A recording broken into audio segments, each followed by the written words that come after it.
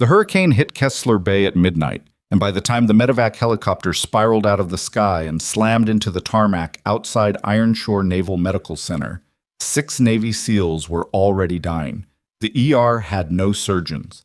The backup generators were stuttering, and the only person with the skills to save those men was a nurse nobody respected, a woman the hospital director had spent 3 years treating like furniture. When Director Warren Dodd finally looked her in the eye and said, "Show us what you can really do," he meant it as humiliation. He had no idea he'd just issued an order to someone who'd operated on soldiers in the middle of firefights. If this story already has you holding your breath, stay with me until the end. Like this video, leave a comment with the city or country you're watching from, and subscribe so I know exactly how far this story has traveled. The rain had been building since early afternoon.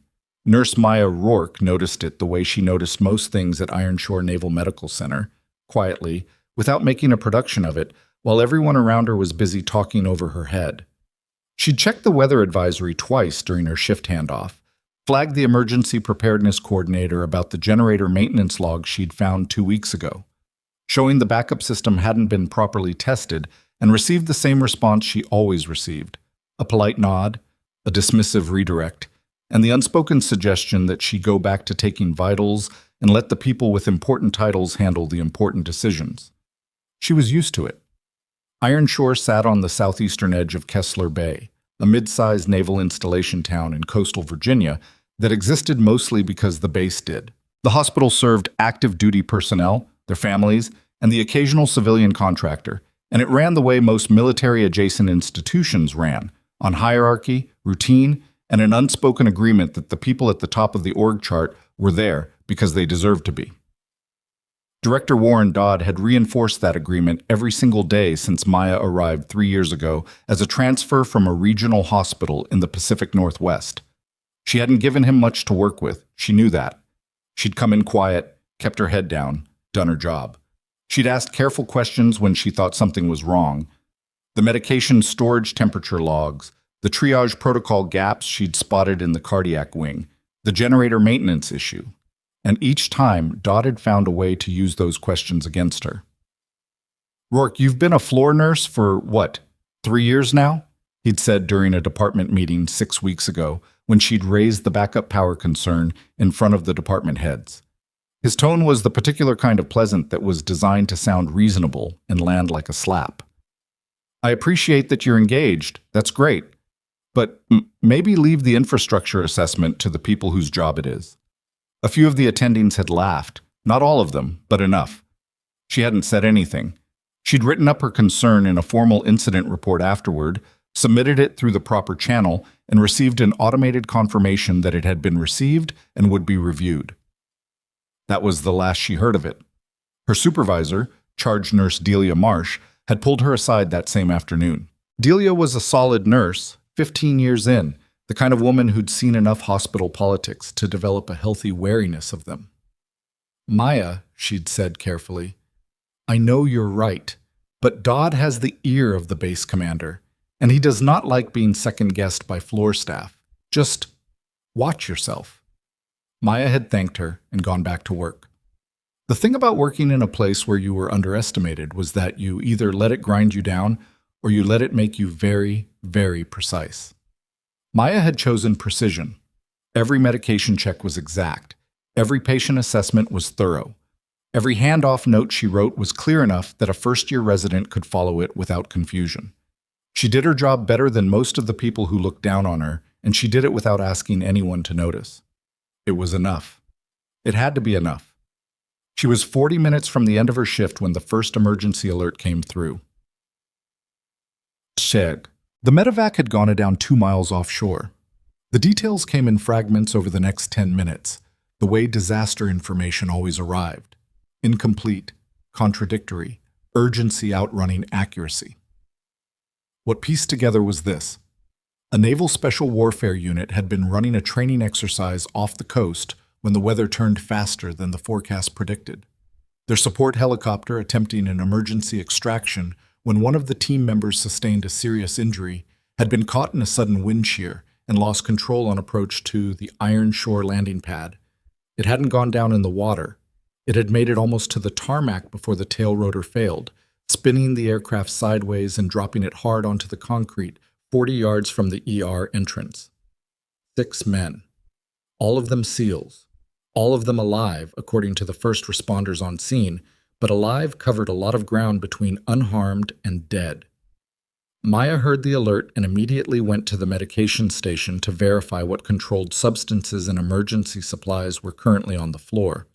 She checked the trauma cart. She checked the defibrillator charge status. She was already moving through the mental preparation she always moved through when serious trauma was incoming, the quiet internal inventory of what was available and what would be needed when the overhead lights flickered. Then they went out entirely. The backup system kicked on after 3 seconds. 3 seconds of complete darkness in a hospital ER, which was 3 seconds too long. And when the emergency lights came up, they were running at roughly 60% of normal output. The monitors flickered.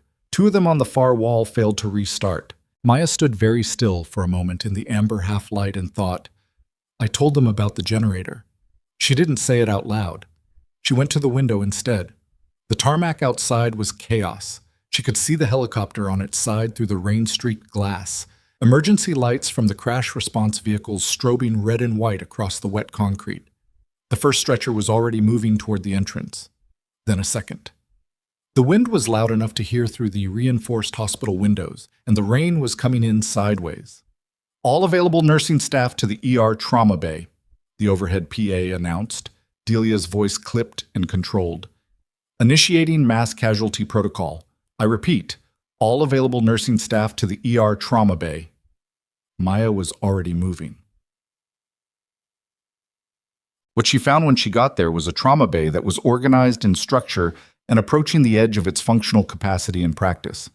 The 3 ER attendings on shift were Dr. Patrice Okafor, Dr. Stephen Lim, and Dr. James Whitfield. Okafor was the strongest of the 3. 12 years of emergency medicine, steady hands, good instincts, and she was already directing the first incoming patients with the focused calm of someone who had run mass casualty events before. Lim was competent but prone to rigidity when the protocol didn't match the situation. Whitfield was newer, less than 2 years out of residency, and the look on his face when the first stretcher came through the door was the look of someone recalculating. The other factor was the hospital's surgical staff. Ironshore's surgical wing sat in a separate building connected to the main hospital by a covered walkway. The flooding from the hurricane, which had arrived harder and faster than any of the projections, had already swamped that walkway to knee height and rising. The 2 general surgeons on call, Dr. Marcus Webb and Dr. Angela Tran, were physically cut off from the ER. Getting them across would require a vehicle, and the hospital's 2 transport vehicles were both currently deployed to assist with the crash site recovery. This was the information that Delia had received and passed to Okafor 2 minutes before the first patient arrived, and it was the information that Maya overheard while preparing a trauma station because nobody had thought to brief the nursing staff on it directly. She filed it and kept working.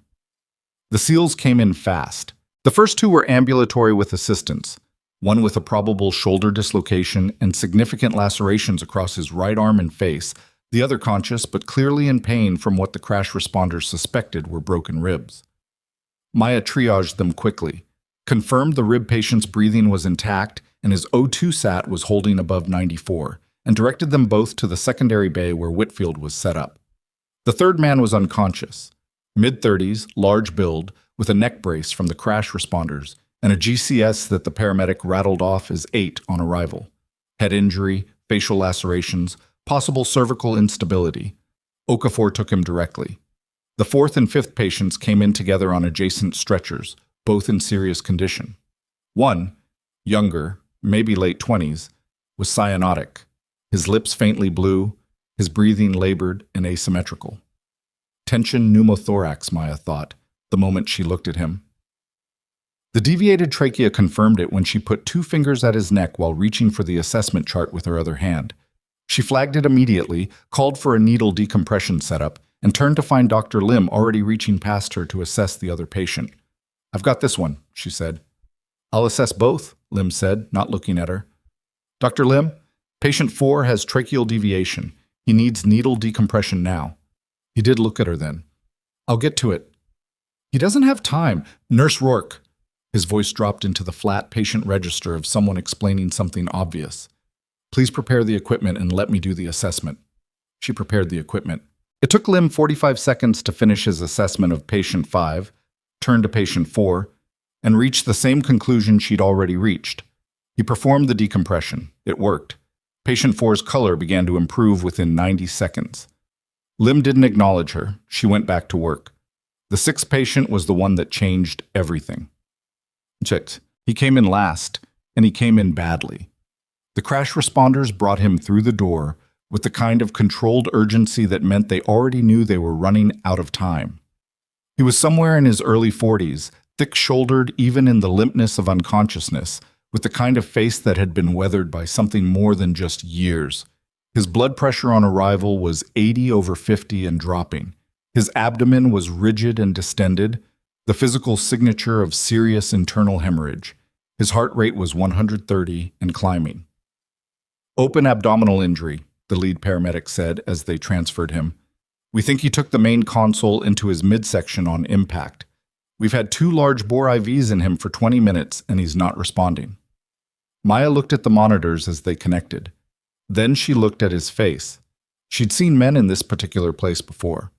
That specific threshold where the body was losing the argument it was having with its own blood loss, where the math of volume and pressure was starting to go wrong in ways that couldn't be corrected with fluids alone. He needs an OR, she said.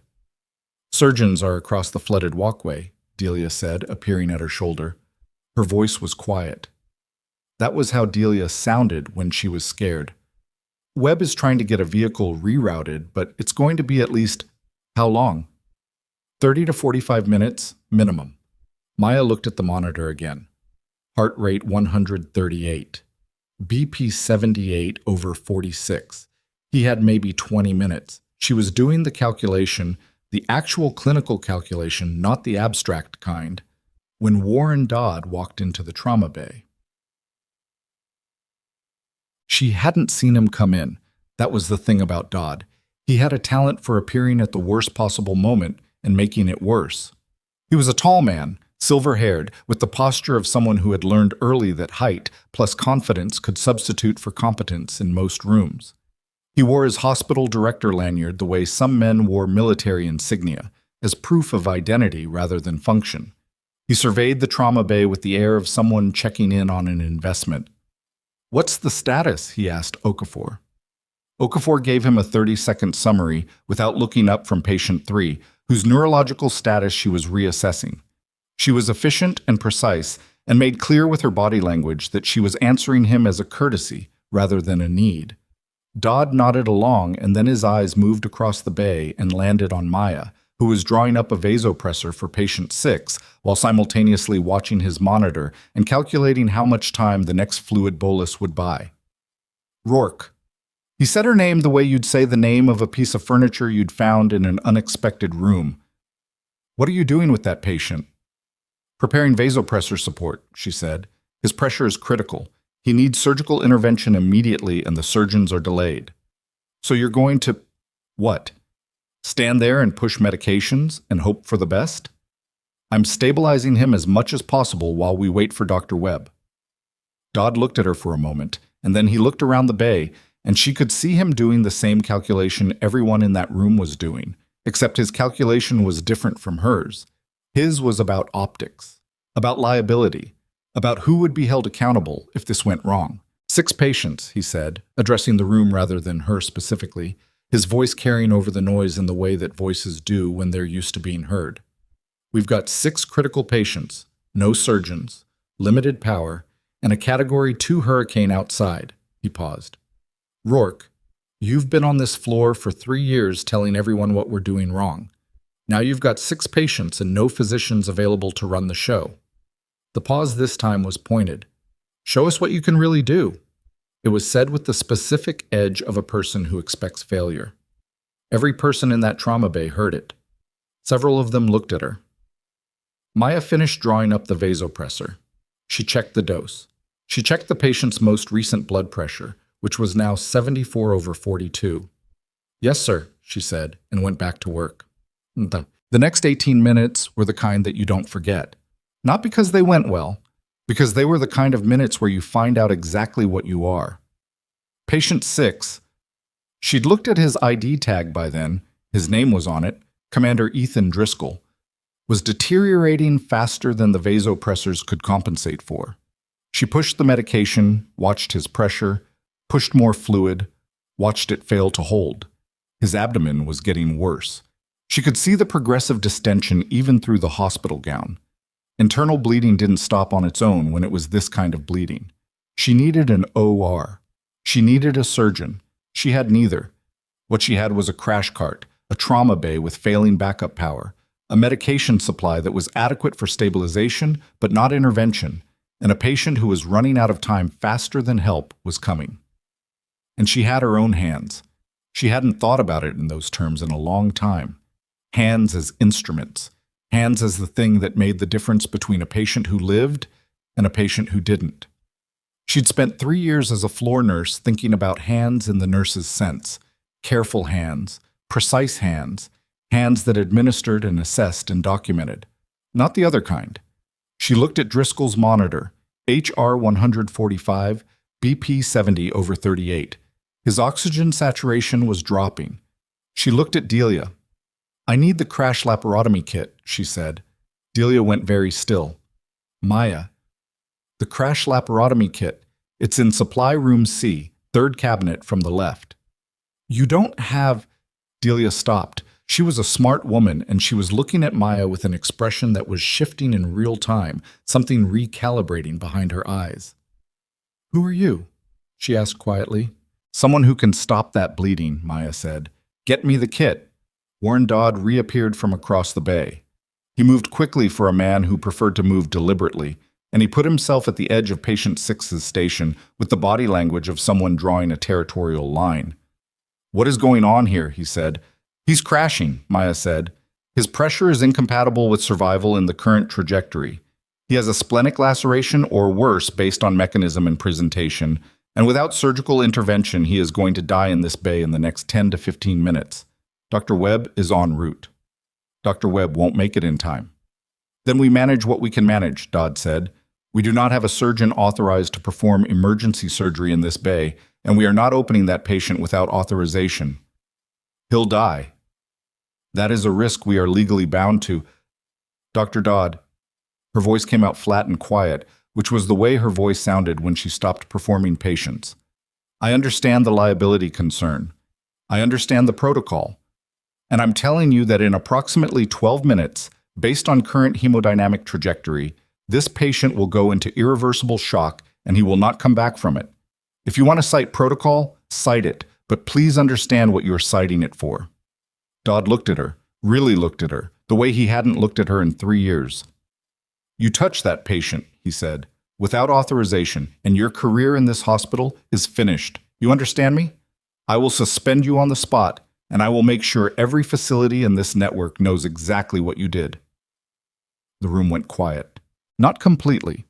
There were still monitors, still the sound of the storm outside, still the medical noise of a working trauma bay. But the human noise in that bay went quiet, because everyone was listening. Maya looked at Dodd. She reached up and unclipped her hospital badge from her scrub top. She set it down on the edge of the station, next to Driscoll's chart. "Look at the patients," she said. "Not my title." She turned to Delia. "Get me the kit." Delia looked at the badge on the table, looked at Maya. Something resolved in her face. She went to get the kit. Awesome. Maya worked. She worked the way you work when you've done something 1,000 times and stopped thinking of it as remarkable, with concentration rather than performance, with efficiency rather than drama.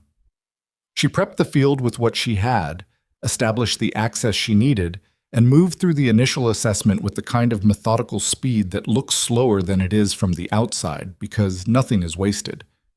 The nurses around her adjusted.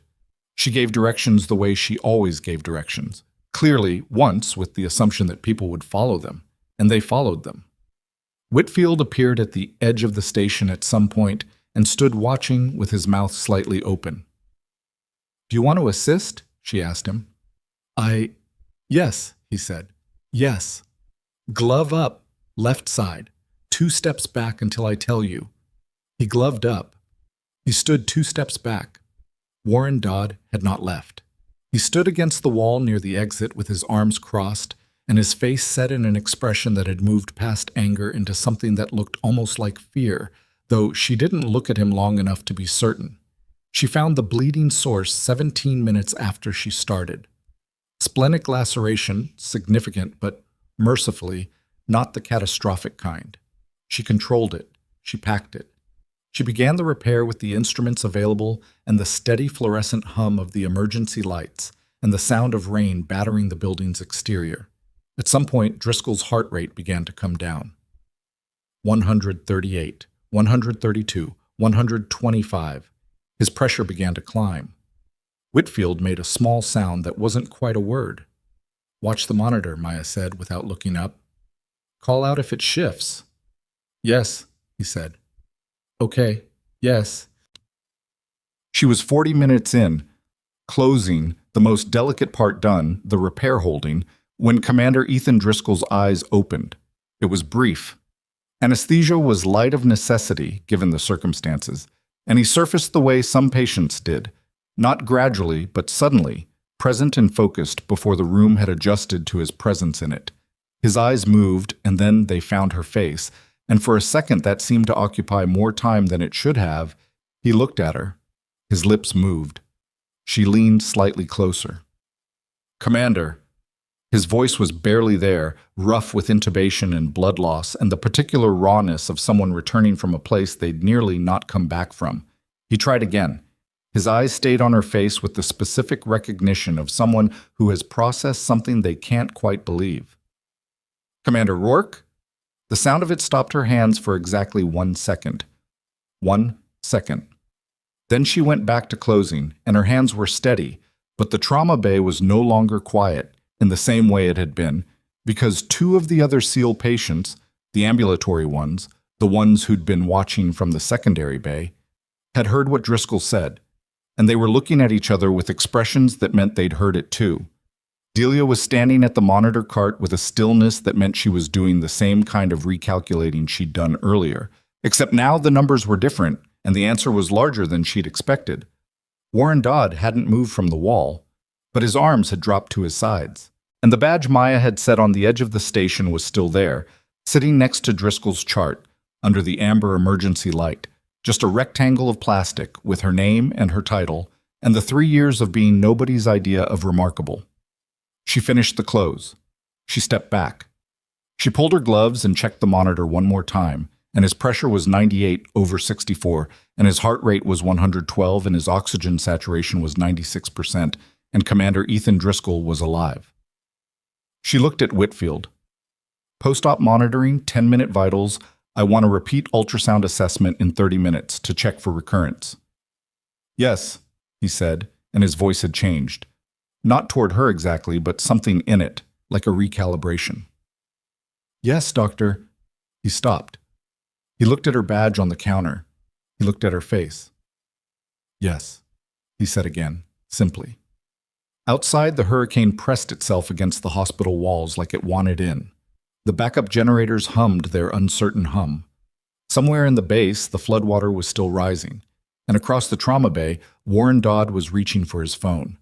Dodd was calling someone, and Maya knew exactly who. She stripped off her second glove and dropped it in the biohazard bin and didn't look at him.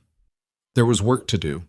There was still a trauma bay with 5 other patients who needed monitoring, 2 of whom weren't fully stabilized, and the fact that she had just performed emergency surgery without a license to do so in this facility and without authorization from anyone in the chain of command was a problem she would deal with when she wasn't the only person in the room who understood what had just happened clinically. "Delia," she said, "I need a full reassessment on patients 1 and 2. Rib fracture in Bay 2 is a fall risk given the sedation, and I want to confirm the pneumothorax patient's breath sounds are equalizing." Delia looked at her for a beat longer than the request required, then moved. She was a professional. Whatever she was working through personally, she put it in a compartment and did her job, which was one of the things Maya had always quietly respected about her. Whitfield was still at Driscoll's station, watching the monitors with the focused intensity of someone who had been given a task and was taking it seriously. He'd adjusted, she noticed. Something about witnessing what he'd just witnessed had recalibrated his posture. He was paying attention differently now, more carefully, with the specific quality of someone who had realized the room they were in was more complicated than the room they thought they'd walked into. The two ambulatory SEALs in the secondary bay were both watching her. The one with the shoulder, she'd learned his name was Petty Officer Garner, had sat up on the edge of his gurney with his good arm braced against the rail and his eyes tracking her movements around the trauma bay with an expression she didn't have time to fully read. The one with the ribs, whose name tag said Torres, hadn't tried to sit up, but his head had turned and stayed turned in her direction. She went to patient 3, the head injury, still unconscious, Okafor managing him with steady competence, and checked his chart. His GCS had improved slightly, which was encouraging, though the mechanism of injury still warranted imaging that the hospital's radiology department was currently struggling to provide given the power situation. She was reviewing his medication chart when she heard Dodd's voice cut across the bay. Rourke. She finished reading the line she was on. Then she looked up. He had crossed the room, and he had 2 people with him now. Security, she realized. Not the armed kind, just the hospital kind. 2 men in navy blue uniforms who looked deeply uncomfortable about whatever they'd been asked to do. You need to come with me, Dodd said. I'm in the middle of, You are suspended, effective immediately, pending a full investigation into what just took place in this bay. His voice was controlled, but there was something underneath it that wasn't control. Something that had been shaken. You performed unauthorized surgical procedures on a patient without credentials, without authorization, and without... He's alive, she said. That is not the point. With respect, Director, that is exactly the point. No. He stepped closer, and his voice dropped, which was worse than when it was loud because it was the register he used when he was most serious. The point is that you have spent 3 years in this hospital undermining clinical authority, filing complaints, questioning decisions made by people with significantly more training and experience than you have, and tonight you took it upon yourself to operate on a critically injured patient because you decided the rules didn't apply to you. That is not heroism. That is a liability issue and a patient safety issue, and I will not... His pressure was 70/38, she said. His heart rate was 145. He had, conservatively, 10 minutes before irreversible shock. Dr. Webb was 45 minutes out. You were in this room when I told you that. And I told you to manage what we could manage. You told me to let him die cleanly. The room had gone that particular kind of quiet again. Okafor had looked up from patient 3. Delia had stopped moving. Even the monitors seemed to hold for a second. Dodd's jaw tightened.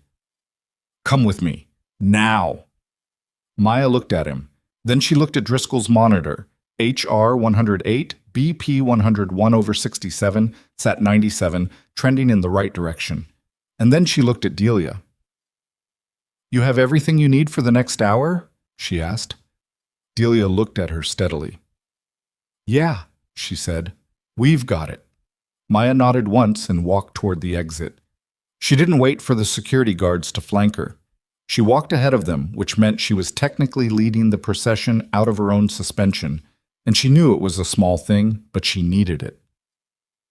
Well, the administrative wing of Ironshore Naval Medical Center was in the main building's north corridor, far enough from the ER that the sounds of the trauma bay faded to muffled background noise. The hurricane was louder here. The wind found different angles against the north-facing windows, and the emergency lighting gave the hallway the dim amber cast of a developing photograph, everything rendered in ochre and shadow. Dodd's office was large for a hospital administrator's office, which was either a statement about the institution's priorities or his own, depending on how charitable you were feeling. He had his degrees on the wall. She'd noticed them years ago and noted, without judgment, that his medical training was administrative rather than clinical. An MBA in healthcare management, a master's in organizational leadership, impressive credentials for running a hospital, not the same as knowing what a crashing patient felt like from inside the room where the crashing was happening. He sat behind his desk. He did not offer her a seat, which was a power move that she had no energy to engage with, so she sat down anyway. "Let me be direct with you," he said. "I'd appreciate that. What you did tonight was illegal. Performing surgery without surgical privileges in this facility is a serious violation of your nursing license, of hospital credentialing policy, and potentially of state law. I am legally obligated to report this to the Virginia Board of Nursing.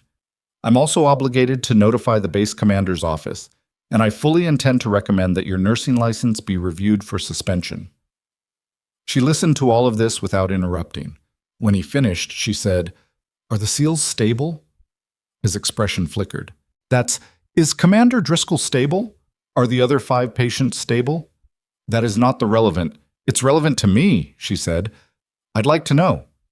He looked at her for a moment with the particular frustration of a man who had expected a different kind of opponent. He'd expected someone who would be defensive or frightened or apologetic, someone who would understand the severity of her situation and react to it accordingly. Maya was doing none of those things, which didn't mean she wasn't taking it seriously. It meant she'd already processed the serious part and moved through it. "Rourke," he said, and now his voice had a different quality. Less formal, more direct, which paradoxically made it more threatening. "Who are you?" "I'm a registered nurse at this hospital," she said. "Currently suspended, as you've just explained." "That's not what Driscoll called you." She said nothing. "He called you Commander Rourke." Dodd leaned forward slightly. "Which is a military rank, which means something. So I'll ask again. Who are you, and why are you working as a floor nurse in a naval medical facility when apparently—" He gestured toward the door, toward the ER, toward everything that had just happened. "You're capable of whatever that was?" Maya looked at her hands on her lap. They were still. That was the one thing she'd always been able to count on. Her hands were steady when everything else wasn't. "I'm going to need a lawyer before I answer that," she said. He sat back. Something moved across his face that might have been respect, or might have been the recognition that he was dealing with something more complicated than he'd bargained for. He picked up his phone. "Security will escort you to the staff lounge and you'll wait there until I determine next steps," he said. "Your access card has been deactivated. You are not to return to the clinical floor." She stood. "Of course," she said. She walked out ahead of the security guard again. The staff lounge was empty. It was almost 2 in the morning, the hurricane was still hammering the building, and anyone who wasn't actively working was either sheltering in place or asleep in one of the call rooms. The lounge smelled like burned coffee and something microwaved hours ago, and the emergency lighting gave it the specific grimness of a room that was never pleasant, even in full light. Maya sat at the small table by the window and watched the rain. She was not panicking. Panic had never been particularly useful to her, and she'd been in situations where it would have been much more understandable than this one. What she was doing was thinking, the clear, sequential kind of thinking she did when the immediate crisis had passed and the next problem needed addressing. The immediate clinical crisis was managed. Driscoll was stable. The 5 other SEALs were in appropriate care. Okafor was competent and now had Whitfield actively engaged rather than hovering uselessly, which improved the coverage. The flooding was still an issue, Webb was still delayed, but the acute interventions were done. The next problem was Warren Dodd, and the one after that was whatever Dodd's phone call had set in motion. She didn't know exactly what he was doing in his office right now, but she had a reasonable model of it. He was documenting. He was creating the version of tonight's events that protected the hospital, protected himself, and positioned Maya as a rogue actor who had violated protocol and endangered a patient. He would not include in that documentation the conversation they'd had at Driscoll's bedside, or the fact that he had been told explicitly and with clinical specificity that the patient would die without intervention, or the part where he had responded to that information by threatening her career. He would not include those parts because they were not useful to his version. She thought about that for a moment. Then she thought about security camera placement in the trauma bay, which she knew reasonably well after 3 years of working there. She thought about whether the conversation had been within range of the audio pickup on the main bay camera, which was positioned above the medication station and angled toward the central patient area. She thought about what the footage would show and what it would sound like, And then she thought about whether Warren Dodd was someone who would think about those same things. The door opened. Delia came in and closed it behind her. She looked like someone who had run a long way and was not going to say so. She sat down across from Maya and put both hands flat on the table and said nothing for a moment. "Torres wants to know if you're okay," she said finally. "The rib fracture?" "He walked over to the nursing station and asked me directly. I told him you were handling some administrative things." Delia paused. "He said, and I'm quoting, that if anyone in this building gave you any trouble, he had friends who would come back and be very unhappy about it." Despite everything, Maya felt something loosen slightly in her chest. "Tell him I'm fine." "I will." Delia looked at her. "Maya, what is going on? Who are you?" And I don't mean that as an accusation. I mean that as a genuine question from someone who just watched you perform emergency abdominal surgery with crash kit instruments under emergency lighting and do it like you've done it 100 times. "More than 100, Maya said quietly. Delia absorbed that. "Military." "I need to be careful about what I say right now," Maya said. "Not because I'm hiding something from you specifically, because Dodd is building a case and anything that gets back to him becomes part of it. I'm not going to run back to Dodd. I know you're not, but walls in this building are thinner than they look." Maya looked at her steadily. "Driscoll is going to be okay. That's what matters right now." "What matters right now," Delia said, "is that your access card is dead. Dodd has called someone on the administrative chain, and there are rumors already moving through the night shift about what happened in that bay. Whitfield is not a gossip, but he is also not very good at keeping his face neutral, and 3 nurses saw you operate and they're all going to talk." She paused. "You need to get ahead of this." "I know." "Do you have someone you can call?" Maya considered that question more carefully than it looked like she was considering it. "Maybe," she said. Delia stood. "I have to get back, but—" She stopped at the door, and she turned around, and for a moment she looked like she was choosing between the thing she wanted to say and the thing that was appropriate. "Garner," she said, "the shoulder injury. He asked me something while I was doing his reassessment." "What did he ask?" "He asked if Dr. Rourke was going to be all right." She held Maya's gaze. "He called you doctor?" She left. Maya sat in the staff lounge with the rain against the window and the burned coffee smell and the amber emergency light, and she thought about the shape of the next 12 hours. They would not be easy. They would probably be the hardest professional hours of her life, which was saying something, given the life she'd had. She reached into her scrub pocket for her personal phone. Dodd had deactivated her access card, but he hadn't taken her phone, which was either an oversight or an assumption that she had no one worth calling. She looked at the screen for a long moment. Then she scrolled to a number she hadn't called in 4 years. It rang twice. "Rourke." The voice on the other end was rough with sleep but went alert fast. The kind of fast that years of being woken by emergencies trained into a person permanently. "It's 2 a.m. "I know," she said. "I need you to listen." Dunsant. She was still on the phone 20 minutes later when she heard the noise in the corridor. Not the storm noise. She'd filtered that out as background by now. Not the distant hospital noise either, monitors and footsteps, and the mechanical sounds of a facility running at reduced capacity. This was different. Voices. More than one. Moving with the specific purposeful energy of people who had arrived somewhere and were now determining what to do next. She ended the call and went to the door and opened it. The corridor outside the staff lounge had 3 people in it who had not been there before.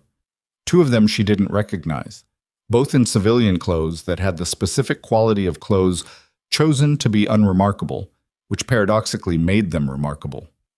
The third was a woman in Navy service uniform, captain's insignia, with the kind of posture that comes from having given orders in rooms where the orders mattered.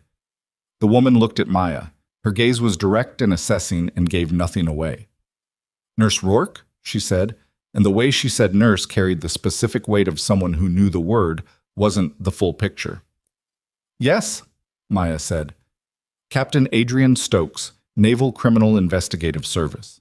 We've been notified of an incident at this facility." She paused. "We need to talk." And so does Director Dodd, though that conversation is going to look a little different from yours. From somewhere down the corridor, in the direction of the administrative wing, Maya heard a door open. Then she heard Warren Dodd's voice, and the register of it was not the voice he used when he was managing a situation. It was the voice of a man who had just realized the situation had gotten away from him. Captain Stokes didn't turn toward the sound. Her eyes stayed on Maya, calm and measuring. "I understand you've had a difficult evening," she said. "I'd like to hear about it. From the beginning." Behind her, one of the two civilians in unremarkable clothes had already produced a recorder and set it on the corridor windowsill, and the hurricane pressed its noise against the glass and down the hall. Warren Dodd was still talking to someone Maya couldn't see, his voice climbing a register in a way that told her, with complete clarity, that whatever phone call he had made to protect himself had just produced a very different result than he'd intended. She looked at Captain Stokes. "How much time do we have?" Maya asked. "As much as you need," Stokes said. Maya looked once toward Dodd's direction, where the voice had sharpened into something that sounded unmistakably like the beginning of panic. Then she turned back to the captain and said, "Then let's start with the generator maintenance report I filed 6 weeks ago." Stokes was a good listener. That was the first thing Maya noticed. Not the rank, not the uniform, not the recorder sitting on the corridor windowsill catching everything. The captain listened the way investigators who were actually good at their jobs listened, which was without visible reaction, without leading questions, without the kind of nodding that told you the other person was already deciding what your words meant before you finished saying them. She just listened, and when Maya paused, she waited, and when Maya moved to the next thing, she followed. Maya started with the generator report. 6 weeks ago, filed through proper channels. Confirmation received, no follow-up. She'd described the specific maintenance log discrepancy she'd found. The backup system's last certified test date was 14 months prior, 11 months outside the required annual testing window. And she described the meeting where she'd raised it in front of department heads and Dodd had redirected her publicly. Then she moved to the broader pattern. The medication storage temperature logs she'd flagged 8 months ago and been told were within acceptable variants. They weren't, and she had the documentation. The triage protocol gap in the cardiac wing that was still unaddressed. The 3 incident reports she'd filed over 2 years, each of which had received automated confirmation and no follow-up action. Then she got to tonight. She described it clinically, the way she would have described it in an after-action report, which, she did not say to Stokes, she had written more of than most people in this building would expect. She described Driscoll's presentation, his hemodynamic trajectory, her assessment of time remaining, and her communication of that assessment to Dodd. She described Dodd's response. She described her decision. She did not frame it as heroism. She framed it as arithmetic. "He had approximately 10 minutes of viable intervention window," she said. "Dr. Webb was 45 minutes out. I told Director Dodd those numbers. He told me to manage what we could manage. I determined that managing what we could manage included the option of stopping the hemorrhage, and I took that option." "And you're training for that option," Stokes said. It was the first direct question she'd asked since Maya started talking. Maya looked at her. "That's the part that's going to take longer to explain." "We have time," Stokes said, and the 2 civilians behind her were still and patient as furniture.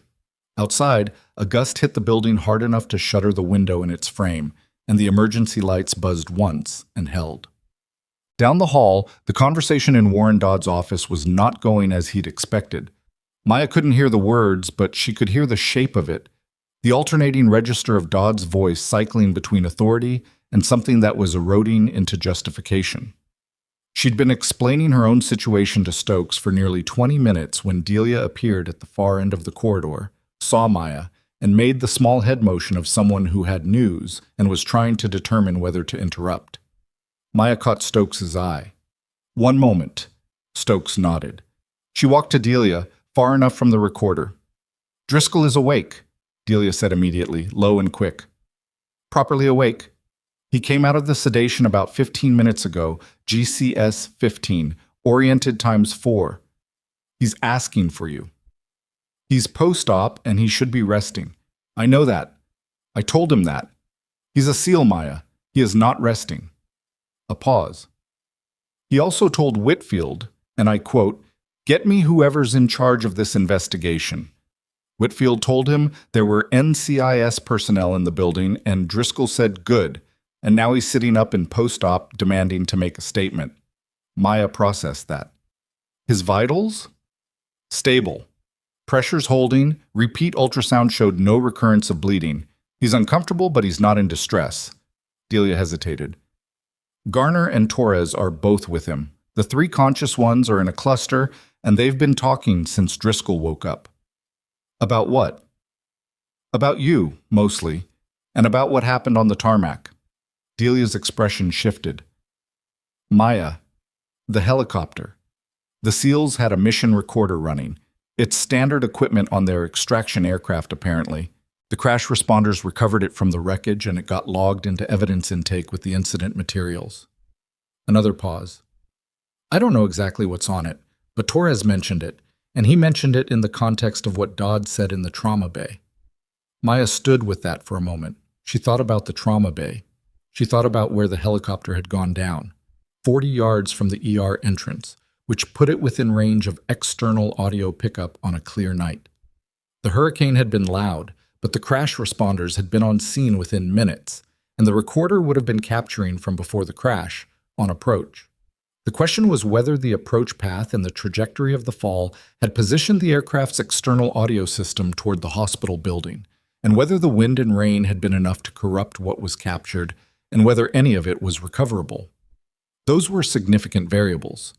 But Torres had mentioned it in connection with what Dodd said, which meant at least one of the SEALs believed there was something on it worth mentioning.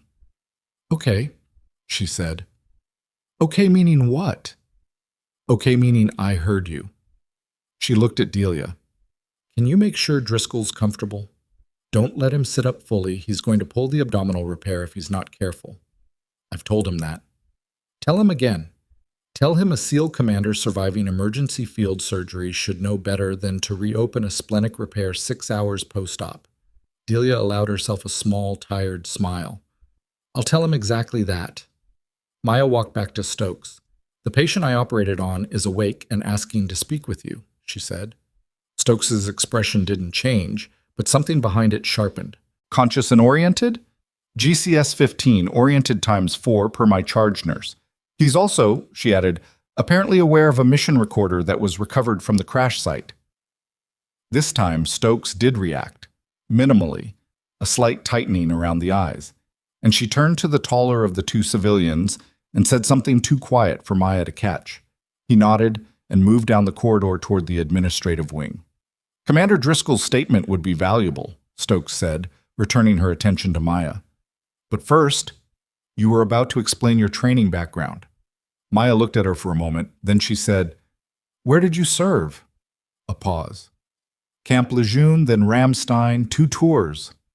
Then you'll understand this faster than most, Maya said.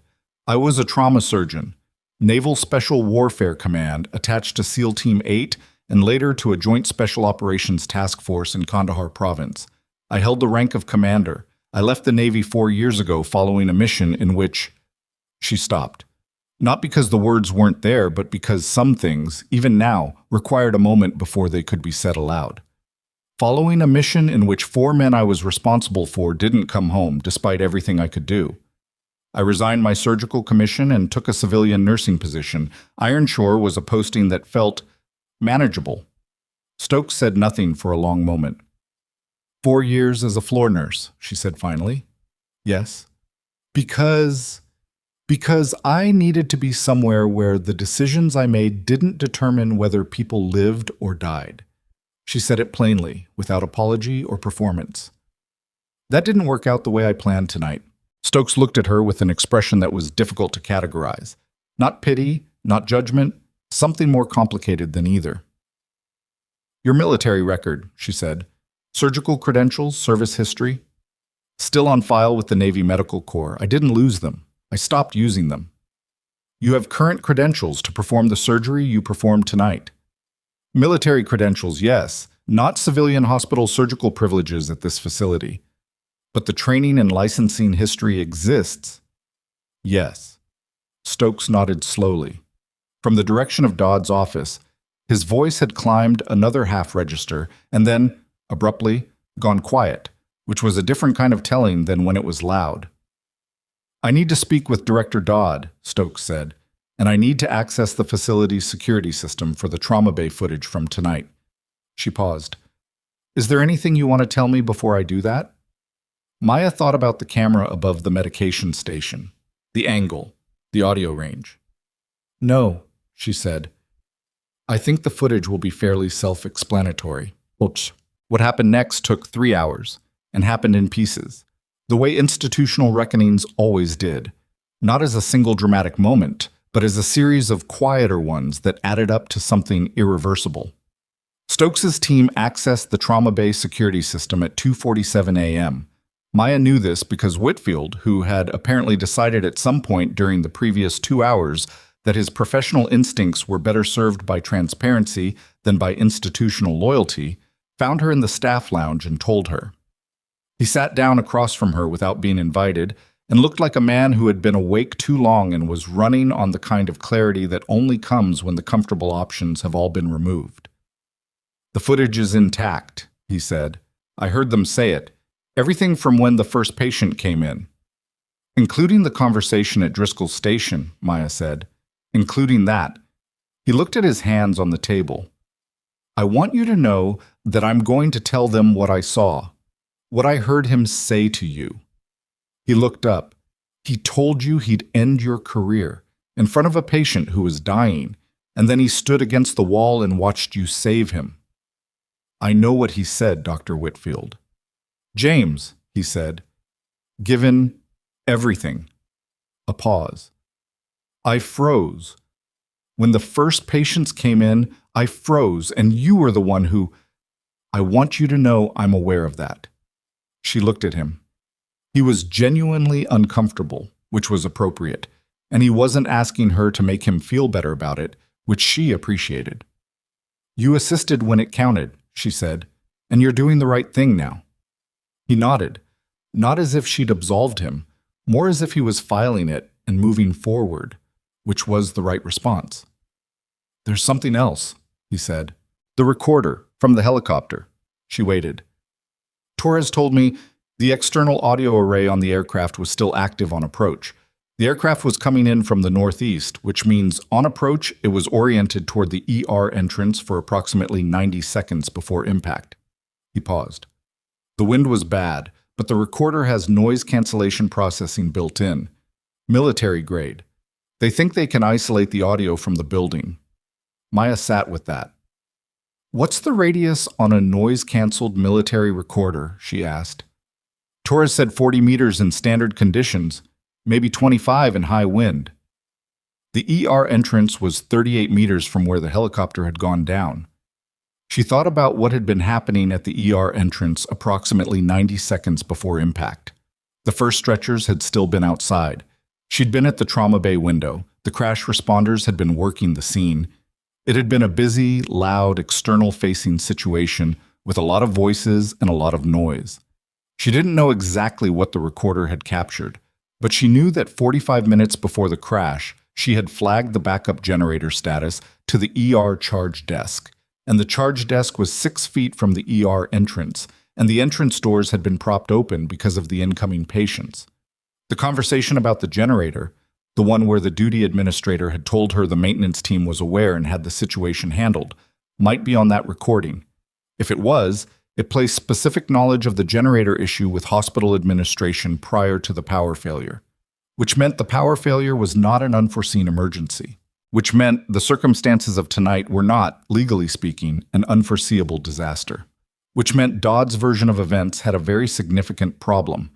She became aware that Whitfield was watching her think. "You already know what's on it," he said. "I know what might be on it," she said. "There's a difference." He stood. "I'm going back to check on Driscoll. Do you need anything?" "No, thank you, James." He left, and the staff lounge was quiet again, and Maya sat in the amber light and thought about the shape of the next phase, because there was going to be a next phase, and it was not going to be simple. At 4:15 a.m., the hurricane began to lose its argument with the coast. It didn't stop. It wouldn't fully pass for another several hours, but the sustained wind dropped from its peak, and the rain went from driving to heavy, and the particular quality of pressure that had been building inside the building since midnight began to ease slightly. The flooding at the surgical wing walkway had stopped rising. By 5 a.m., the duty transportation officer confirmed that a vehicle could get through to retrieve Dr. Webb and Dr. Tran. Maya was informed of this by Delia, who had been conducting a steady relay of information to the staff lounge at 20-minute intervals with the focus of a person who had decided that keeping Maya informed was now her primary-secondary function. She also informed Maya that NCIS had secured Warren Dodd's office and that Dodd himself had been moved to a conference room in the administrative wing, where he had been for the past 90 minutes with a representative from the base legal office and had not emerged. He called someone at Regional Medical Command before Stokes got to him, Delia said. His assistant told me. Someone on the administrative chain. Trying to get ahead of the narrative, I think. That would be consistent, Maya said. The person he called, Delia said, and something in her voice changed, went slightly careful. Apparently already knew who you were. Maya looked at her. What? His assistant. Prakash, you know him. He's been here longer than either of us. He said when Dodd reached whoever it was and explained what had happened, there was a pause. And then the person on the other end said, Did you say Rourke? And Dodd said yes. And the person said Maya Rourke, and Dodd said yes. And then there was another pause. And then the person told Dodd to stop talking and wait for legal counsel. Delia let that sit. Maya processed it. She didn't know exactly what it meant. It could mean several things, some of them in her favor and some of them not. But the specific reaction, the recognition of her name, the pause, the instruction to stop talking, had a shape she recognized. It was the shape of someone who had just realized that the situation was significantly more complicated than the person calling them understood. Okay, she said. That's the second time you've said just okay, Delia said. It's a little unsettling. I don't have a better word for it yet. Delia sat down across from her, which she hadn't done before. She'd always delivered information standing, in the posture of someone on their way back to something else. Sitting meant this was different. Maya, she said, Driscoll has been awake for 2 hours. He's been talking. I'm not going to pretend I haven't heard some of it. A pause. He told Torres that you were the one who created the hemorrhage control protocol they use in the field, the one that became standard for NSWS-attached surgical teams. He said every combat surgeon attached to a SEAL team in the last 6 years has trained on your protocol. Another pause, shorter. He said there were men alive right now who were alive because of what you built. Not because of what you did tonight, because of what you wrote, years before tonight. The staff lounge was very quiet. Maya looked at her hands. He talks a lot for a post-op patient, she said. He's a SEAL commander, Delia said. I think being unconscious was probably the longest he'd voluntarily stopped talking in years. She leaned forward slightly. I'm asking you as someone who has worked alongside you for 2 years and had no idea who you actually were. Are you okay? It was a genuine question. Not the clinical version, not the professional courtesy version, the actual version. Maya thought about it honestly. I don't know yet, she said. Ask me when this is over. Delia nodded like that was the right answer. She stood. Dr. Webb is going to be here in 20 minutes. I'll make sure he's fully briefed on Driscoll before he takes over post-op. Thank you. At the door, she paused. Garner asked me to tell you something. What? He said when they were working the accident site before the medevac transport, Driscoll was conscious for about 30 seconds, and Driscoll told whoever was closest to him, "Get me to Ironshore. Rourke is there." Garner said he didn't know what it meant at the time. He said Driscoll was insistent about it, said it twice. Delia looked at her. He knew you were here. She left. Maya sat with that for a long time. The critical shift happened at 6:22 a.m.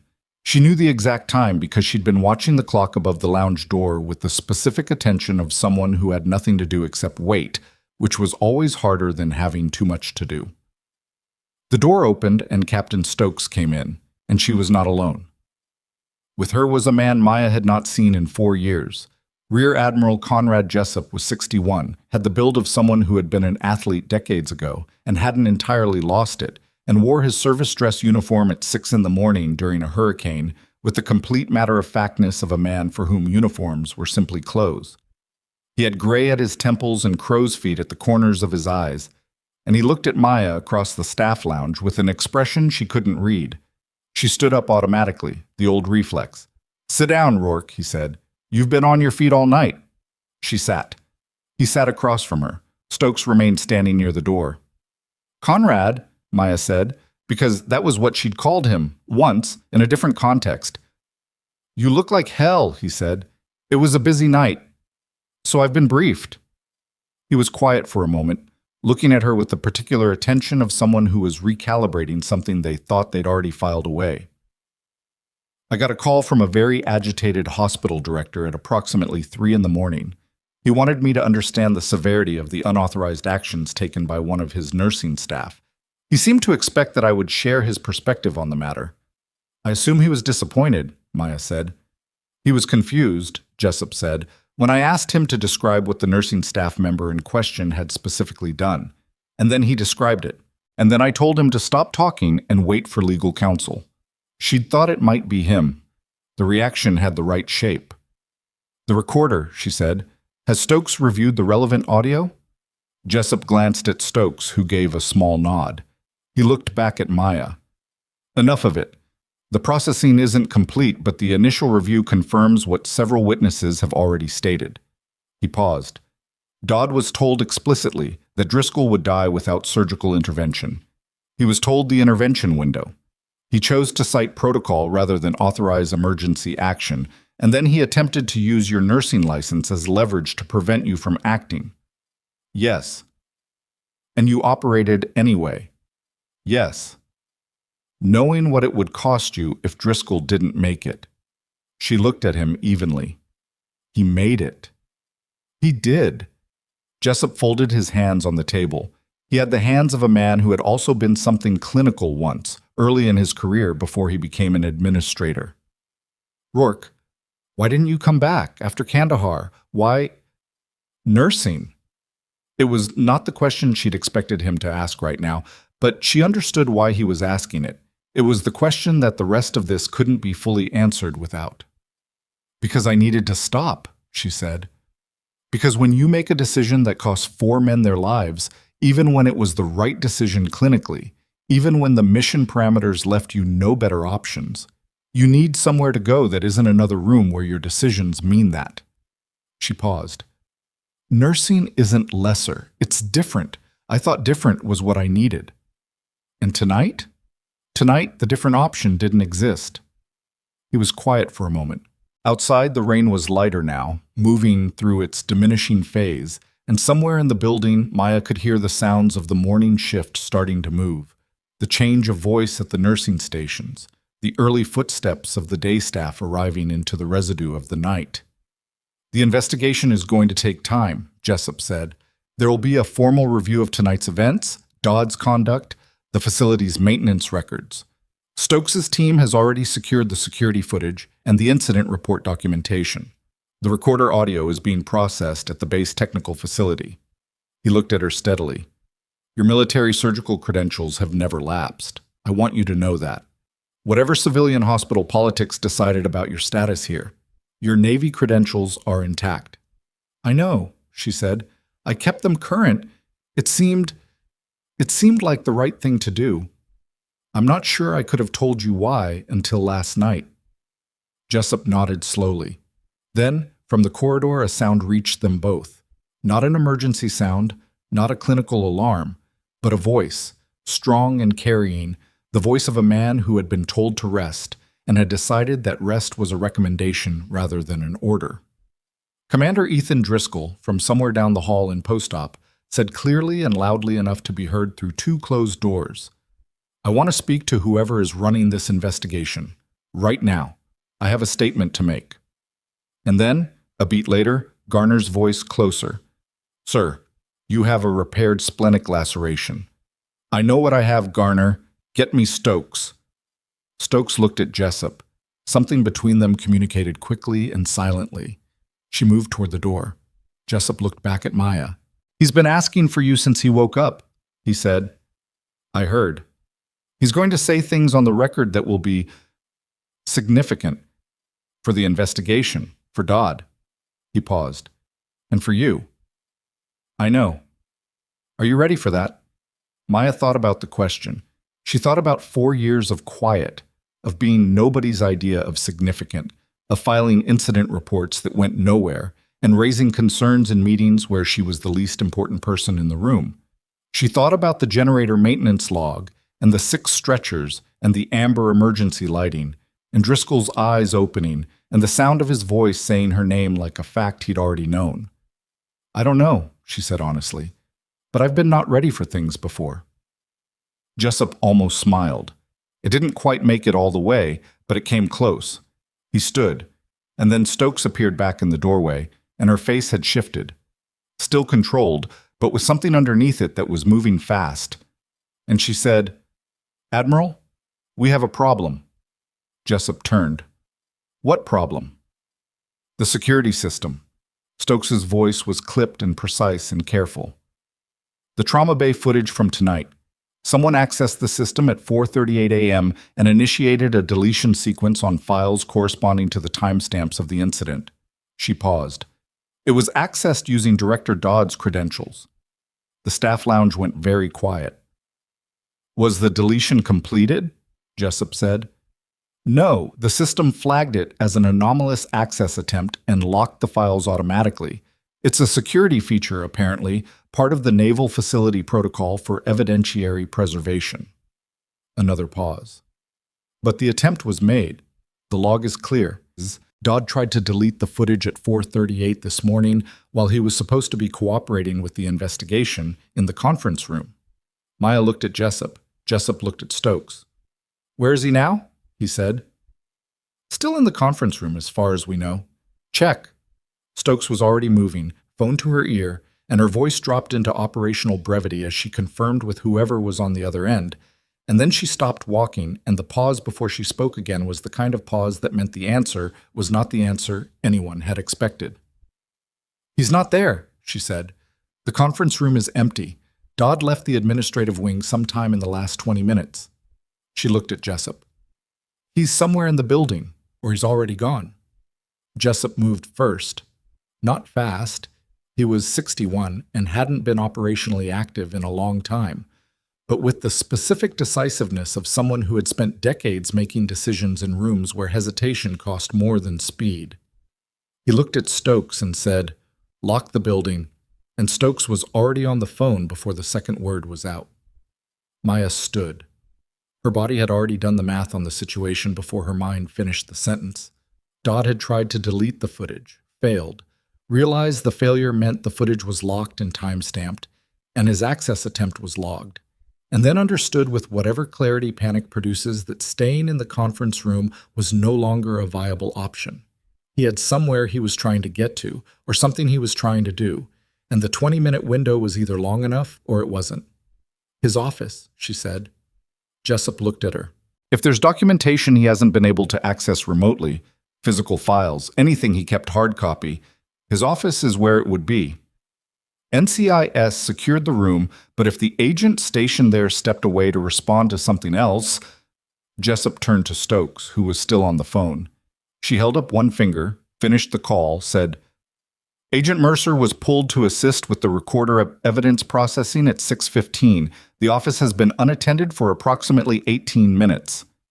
18 minutes was enough time to find a file and remove it. It was enough time to destroy one if you were motivated. They moved. The corridor between the administrative wing and Dodd's office had the particular quality of a building at the edge of a shift change. Early day staff arriving, some of them still in outdoor gear damp from the diminishing rain. The overnight staff handing off in doorways and at nurses' stations with the specific exhaustion of people who had worked through something harder than a standard night. Several of them watched Jessup and Stokes move past with the widened attention of people recognizing that whatever had been happening since midnight was still happening. Maya followed 2 steps behind. No one had told her to stay back, and she had no intention of doing so. Dodd's office door was closed but unlocked. NCIS had secured it with a seal across the frame, the kind of adhesive indicator tape that showed if a door had been opened. The tape was broken. Stokes put her hand out to stop Jessup from touching the handle, used a gloved hand herself, and pushed it open. Dodd was there. He was at his desk, not fleeing, not destroying anything, standing behind it with both hands flat on the surface and the expression of a man who had run the calculations and found no good options at the end of any of them. The desk drawers were open. A small stack of folders sat to his right. His laptop was open, screen still lit. He looked at Jessup, then at Stokes, then, last, at Maya. And the look he gave her was not anger anymore. It had moved past anger into something raw, the specific expression of a man confronting the distance between who he thought he was and who the last 6 hours had revealed him to be. "Director Dodd," Stokes said, "step away from the desk." He didn't move immediately. Not defiantly. It was more like his legs hadn't fully received the instruction yet. Then he stepped to the side, and Stokes moved past him to the desk, and Maya stayed in the doorway because there was nothing in that room she needed to touch. "The laptop," Stokes said to the second agent who'd come in behind her, "and the folders." Dodd watched his files being collected with the expression of someone watching something inevitable arrive slightly ahead of schedule. "I want a lawyer," he said. His voice had lost its register, the authoritative quality that had always been its primary characteristic, the carrying quality he used to make rooms feel smaller. He sounded like a tired man in his 60s. "I'm not saying anything else without a lawyer." "That's your right," Stokes said, and her voice was impeccably neutral. Jessup looked at Dodd for a long moment from the doorway. He didn't say anything. He didn't need to. The rank on his uniform and the presence of 2 NCIS agents and the open desk drawers said everything. Then he turned and went back into the corridor, and Maya stepped aside to let him pass, and he stopped next to her. "Good call," he said quietly. "The office." She didn't respond to that. She was watching Dodd being guided out from behind his desk, and she was thinking about 6 weeks ago in a department meeting and the way he had used his voice to redirect her in front of a room full of people, and the polite pleasantness of it that was designed to sound reasonable and land like a slap. She was thinking about the incident reports, the automated confirmations, the generator maintenance log that 14 months of institutional inertia had left unaddressed. She was thinking about how none of that was going to be undone by this morning, but some of it was going to be answered.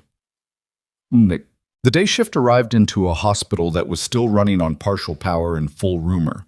The storm had tracked northeast overnight and was downgrading over open water, leaving Kessler Bay with clearing skies by mid-morning and the specific exhausted freshness of a coast after weather. The flooding at the surgical wing walkway had dropped to manageable, and Dr. Webb arrived at the main building at 7:40 a.m. with the expression of a man who had been awake since 2 and was processing a significant amount of information while simultaneously needing coffee. He took over Driscoll's post-op care with the focused professionalism of a good surgeon encountering another surgeon's work without ego, assessed the repair, reviewed the ultrasound, ordered labs, and was quiet for longer than necessary before he looked at Whitfield and said, "Who did this?" Whitfield told him. Webb was quiet again for a moment. Then he said, "Good closure, better than I would have done with a crash kit and emergency lighting." It reached Maya third hand through Delia, who delivered it with the slightly satisfied expression of someone who had been waiting for a particular thing to be said out loud. Maya was in a borrowed office in the East Wing by that point, the one that served as a secondary administrative space and was currently the informal hub of NCIS's operational presence. Stokes had set up here after the situation in Dodd's office resolved, and Maya had been asked to remain available rather than return to the staff lounge, which she understood as a courtesy rather than a containment.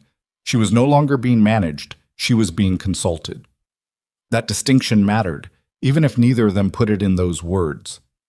The recorder audio processing was completed at 8:50. Stokes came in with a tablet and sat across from Maya and said, "The quality is partial.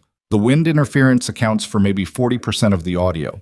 What we have clearly covers approximately 60 seconds of the approach window, starting approximately 90 seconds before impact." "What's in the 60 seconds?" Maya asked. "Your conversation with the charge desk about the generator status," Stokes said. "You flagged the backup system concern to the duty administrator at 11:47 p.m.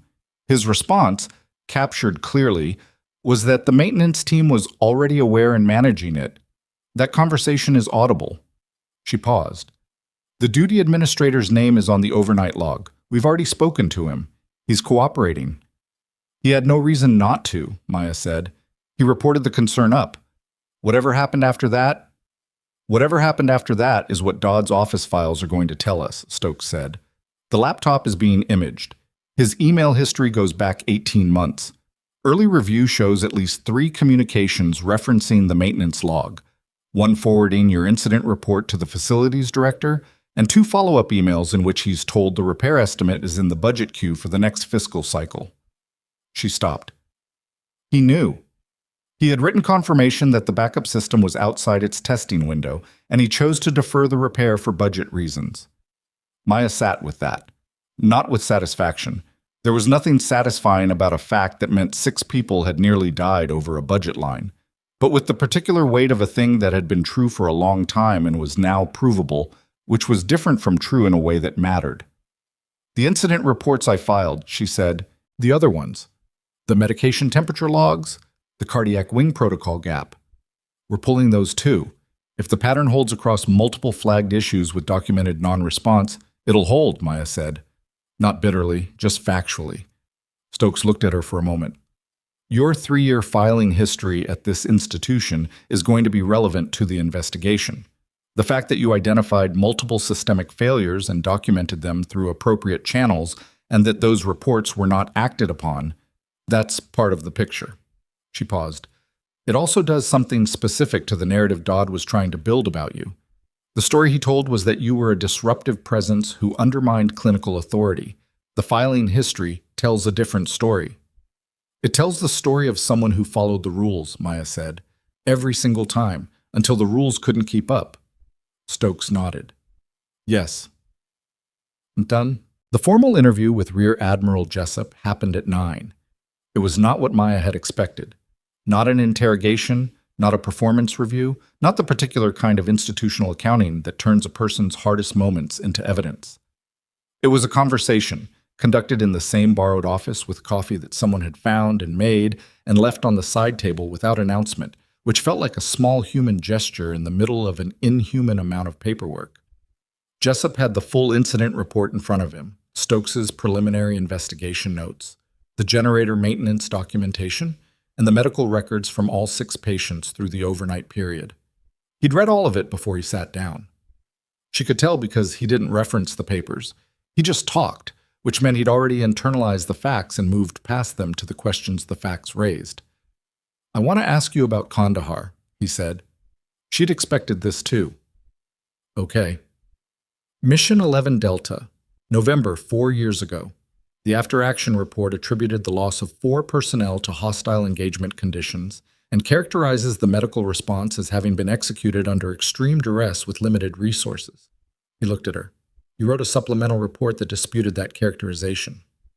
I wrote that the medical response was inadequate, she said.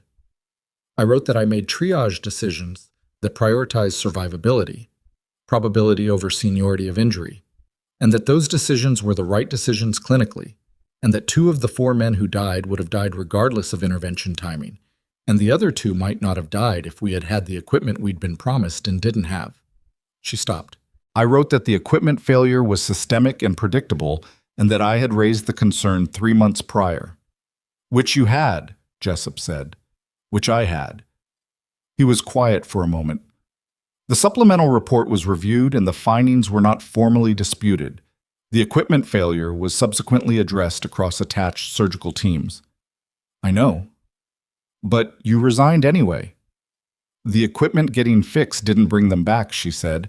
I needed somewhere where the cost of being right was lower. She held his gaze. I understand now that lower cost and no cost aren't the same thing. I ran into the same problem here on a different scale.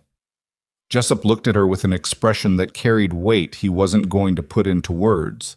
The particular look of a person in a position of institutional authority who had made some of the same calculations she had made and reached different conclusions, and who understood both why his conclusions were right and why hers were also right in a way that couldn't be cleanly reconciled. Your surgical commission, he said. Reinstating it isn't my unilateral decision. It goes through Navy Medical Corps. There's a formal review process. I know the process. But I can initiate it, formally, with a recommendation attached. He paused. I want to ask you if that's something you want. Not something you'd accept if it were offered. Something you actually want. The question was more difficult than it sounded, which was why he was asking it instead of assuming. She thought about the staff lounge at 2 in the morning. She thought about Delia's face when something recalibrated behind it. She thought about Whitfield saying James and Driscoll's eyes opening and the particular feeling of her hands doing what they were built to do after 4 years of them doing something smaller. She thought about the 4 men in Kandahar. Yes, she said. I want it. Jessup nodded, once, like something had been confirmed rather than decided. Amimamt. The morning moved the way mornings after institutional crises always moved. Faster than expected, and slower than anyone wanted, with information arriving in clusters and consequences unfolding at the speed of bureaucracy, which was maddening unless you'd spent enough time inside bureaucratic institutions to understand that the speed was the point. By 10 a.m., 3 things had become clear from the laptop imaging. The first was that Dodd had known about the generator maintenance lapse for at least 4 months, not 6 weeks, when Maya had raised it formally, but 4 months when the facilities director had first flagged it to his office, and he had responded by asking for a cost assessment. The cost assessment had come back. He had replied asking whether the system could be relied upon for at least another 8 months. The facilities director had said it was not recommended. Dodd had replied that he would revisit in Q2. He had not revisited in Q2. The second thing was that Dodd's safety report filings to Regional Medical Command, the quarterly submissions that were supposed to capture identified risks and their remediation status, had not included the generator issue. They had not included Maya's medication temperature report either, or the cardiac wing protocol gap. His filings showed a clean facility with no outstanding safety concerns in any category she had raised. He hadn't failed to act on the reports. He had actively reported to his superiors that no such issues existed. The third thing was more recent. 2 days ago, Dodd had sent an email to someone in the base commander's personnel office asking whether there was a process by which a nursing staff member could be placed on a performance improvement plan without the standard department head review, citing repeated pattern of disruptive conduct. The email named Maya Rourke specifically. He had been building the case to remove her before the hurricane happened. Stokes delivered this information to Maya in the same borrowed office with the same flat professional tone she used for everything, and when she finished, she waited for Maya's response. Maya didn't have one immediately. She was thinking about the timing, 2 days ago, right after she'd filed the most recent incident report about the generator. He'd received it, decided she wasn't going to stop, and started the process of eliminating the problem. And then the hurricane had arrived and eliminated his ability to execute the plan, and dropped 6 SEALs into his hospital, and forced the problem he'd been trying to quietly remove to do the one thing that made her impossible to quietly remove. He was afraid of me, she said. Yes, Stokes said. Not because I was wrong. Because I was right, and I wasn't going to stop saying so. That's what the documentation suggests. She sat with that. It was not satisfying in the way she might have expected it to be. It was clarifying, which was different. The feeling of something that had been blurry for 3 years coming into focus. The specific relief of understanding that the resistance she'd faced had not been her imagination or her inadequacy, but a deliberate and sustained effort to make her smaller. That was its own kind of hard to sit with. What happens to him? She asked. That determination sits with the JAG office and Regional Medical Command, ultimately, Stokes said. But the evidence picture is significant. Falsified safety filings to a superior command. Documented non-action on identified patient safety risks. Attempted evidence deletion during an active investigation. The conversation captured on the Trauma Bay footage. She paused. Criminal charges are possible. The military justice process moves differently than civilian prosecution, but what we have is enough to initiate formal proceedings. And the hospital's safety record, the broader institutional failures. That's going to be a separate process. Regional Medical Command will conduct a full facility review. Based on what we've found in the last 6 hours, I'd expect significant changes to the administrative leadership here. Stokes looked at her steadily. The 6 incident reports you filed are going to be part of that review. Your documentation is thorough. I was a surgical commander for 8 years, Maya said. Documentation was how you stayed alive. The moment she hadn't prepared for happened at 11:30 in the morning. She was in the East Wing corridor when she heard them first, footsteps with a specific cadence, the kind that came from men who walked like they expected ground to be solid. She turned. Garner and Torres were in the corridor. Garner's arm was in a proper sling now, not the field improvisation he'd arrived with, and Torres was moving carefully with the breath management discipline of someone with bound ribs, but they were both upright and they were both looking at her. Behind them, in a wheelchair because Webb had been emphatic about the non-negotiable limits of post-operative ambulation in the first 18 hours, was Commander Ethan Driscoll. He looked like a man who had been through something serious and was deliberately choosing not to look like it. His color was better than it had been at any point in the night. The gray had left his face, replaced by something warmer, and his eyes were clear. He had an IV line still running to his left arm, and he was not supposed to be here. She was fairly certain Webb had not approved this specific excursion, but he had the expression of a man who had decided that some things were worth the argument. She stopped walking. "You're supposed to be in post-op," she said. "I've been in post-op," he said. "I needed a change of scenery. Dr. Webb is going to have a lot to say about this." "Dr. Webb and I have already had words," Driscoll said. He lost. He held her gaze.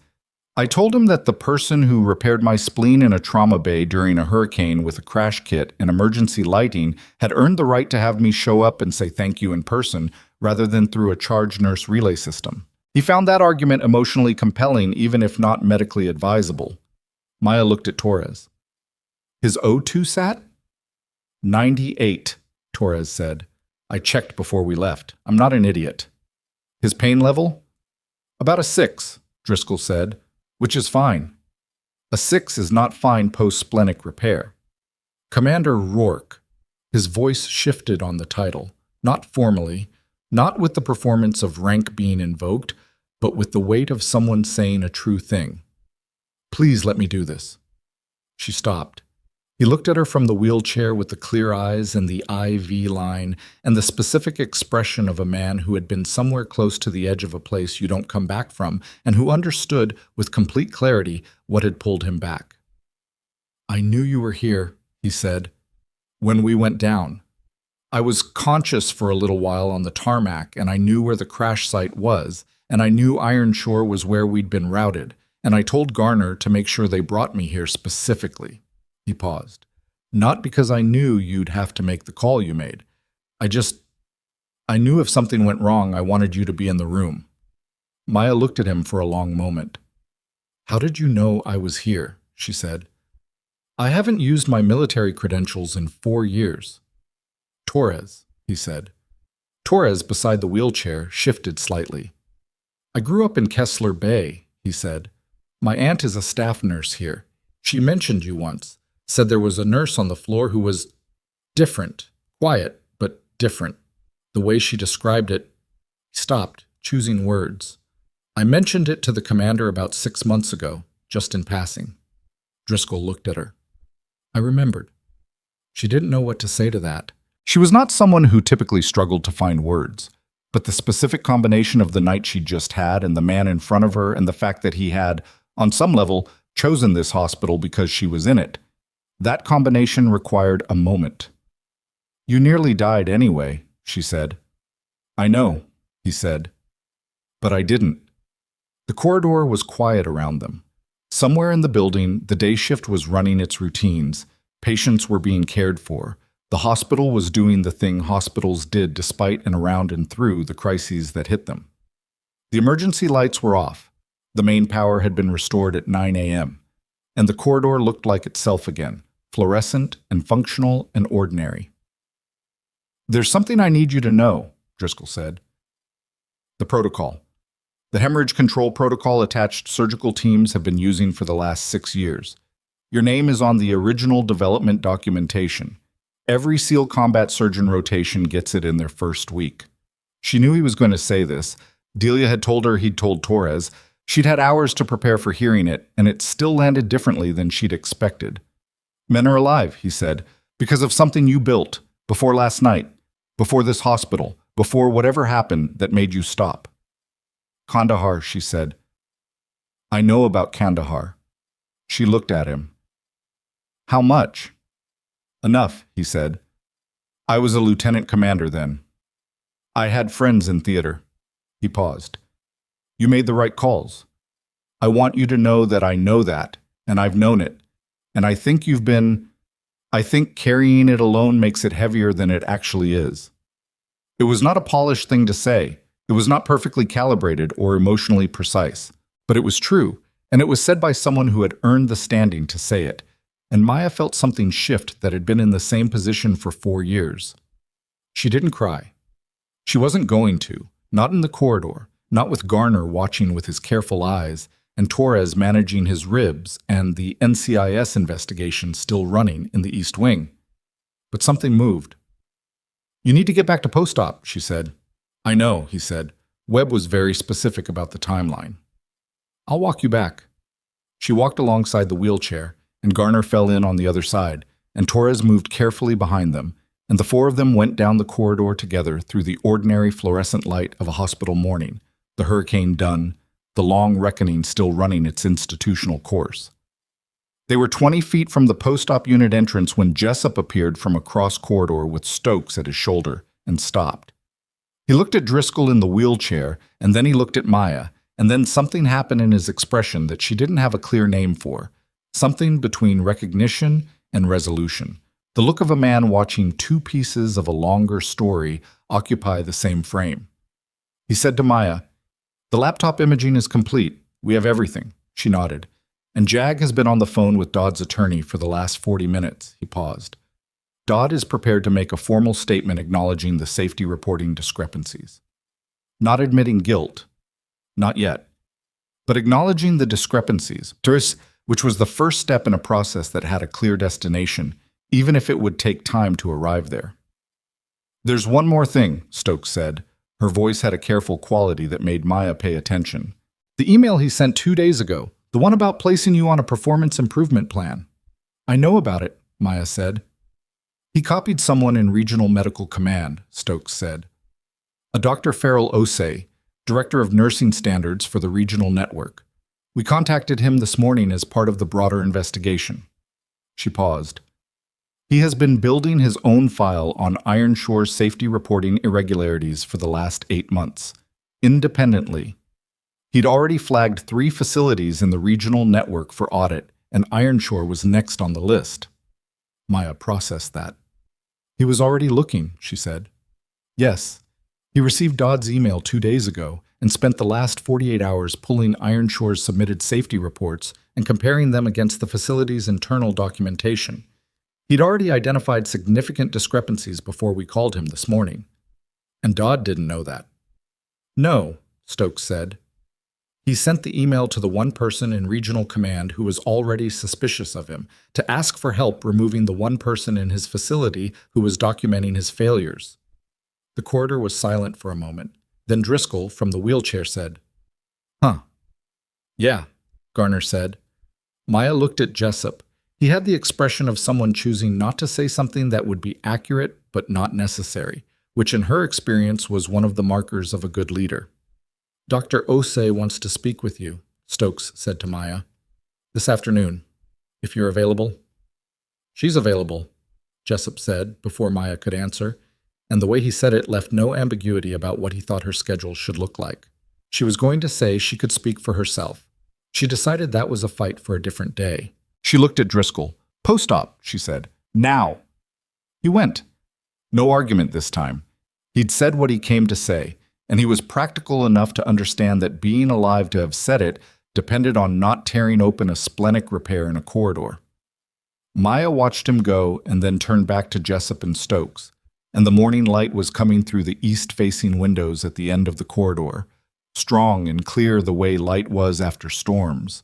And she thought about the generator maintenance log sitting in NCIS evidence inventory, and the 3 years of incident reports, and the 4 men in Kandahar, and the 6 SEALs in the ER, and the specific weight of being right in a room where no one wanted you to be right.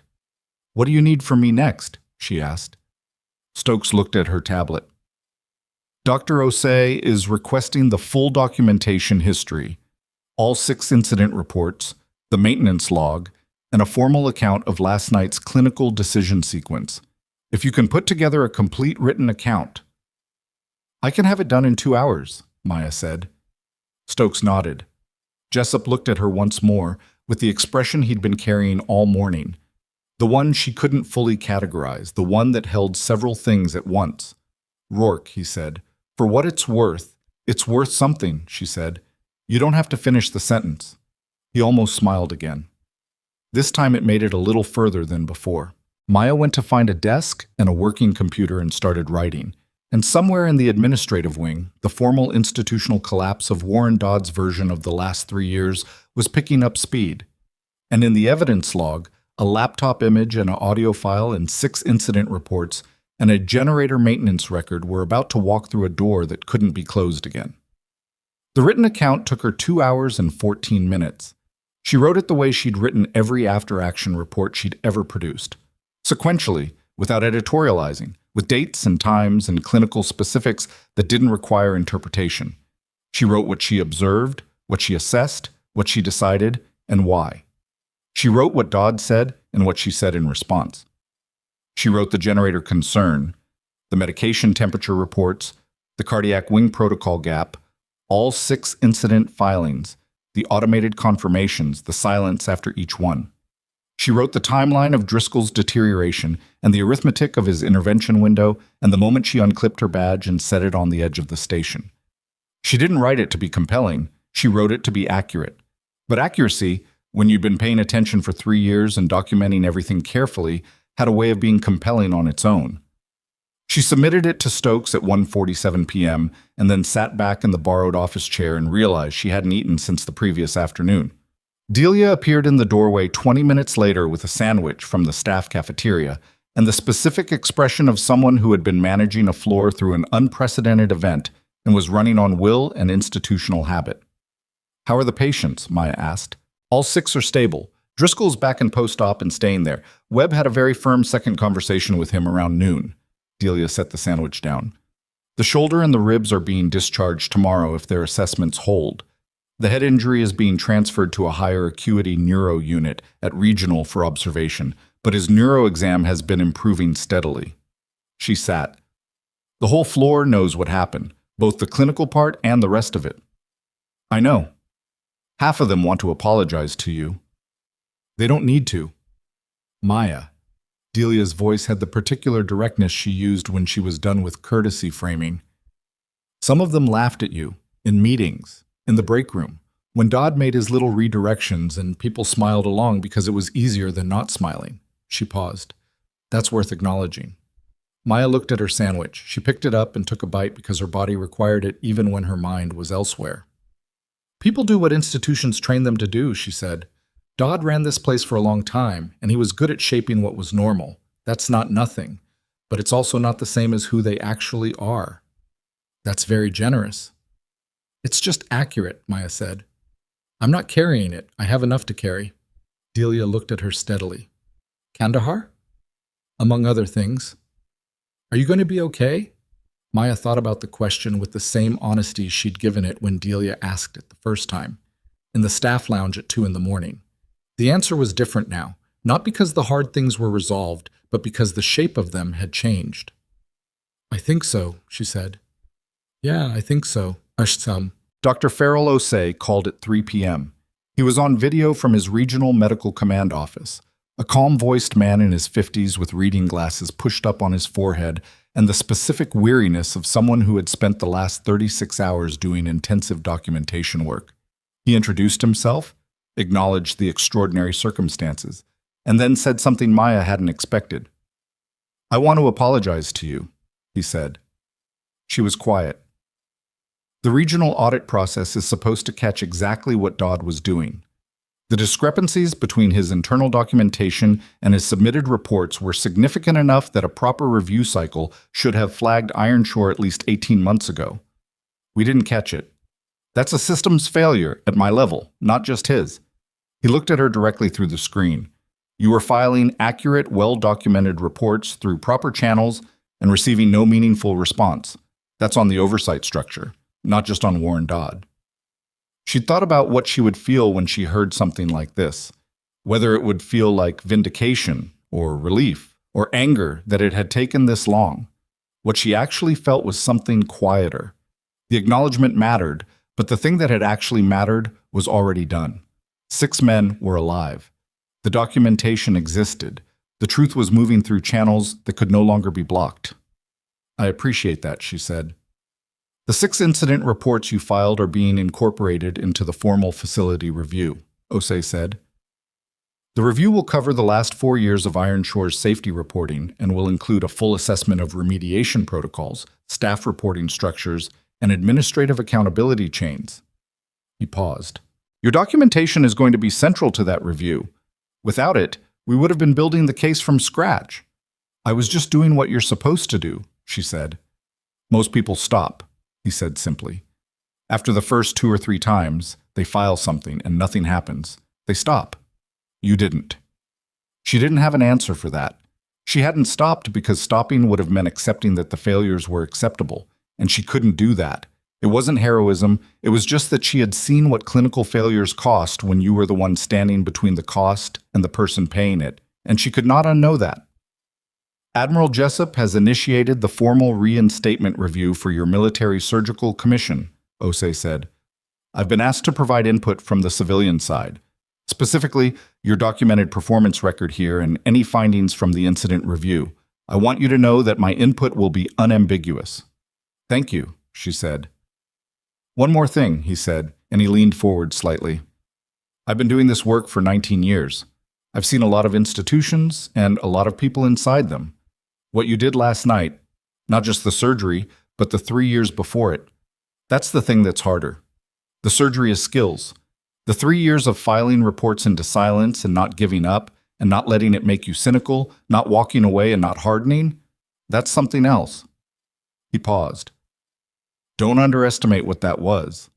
She thanked him again and ended the call and sat in the borrowed office with the afternoon light coming through the window, and she thought about what he'd said.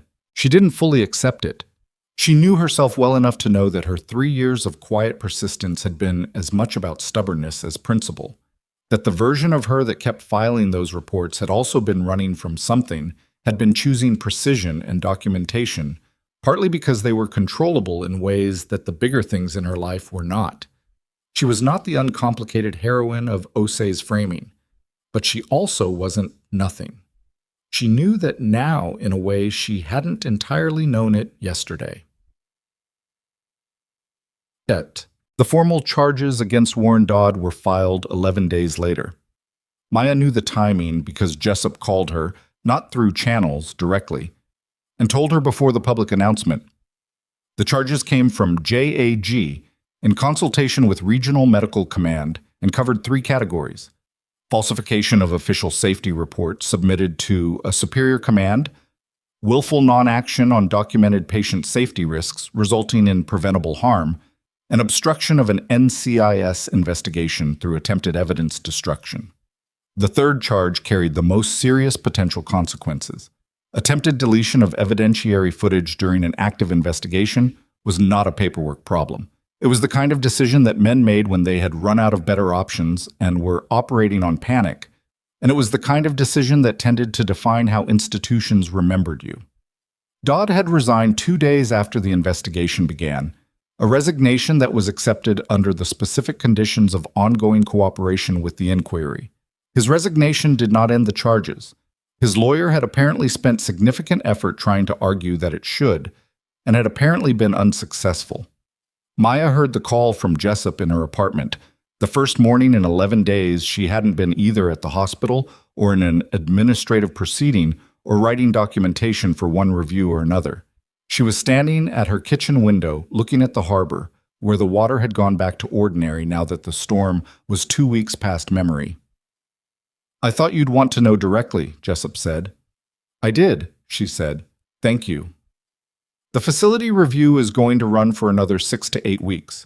Osei's team is thorough." "Good." A pause. "Reinstatement review has a preliminary hearing date, 3 weeks from Thursday." Her hand tightened slightly on the phone. "Okay." "It's a formality, Maya. Your credentials have been current the entire time. The hearing is a procedural step, not a genuine evaluation of your fitness." Another pause. You'll pass.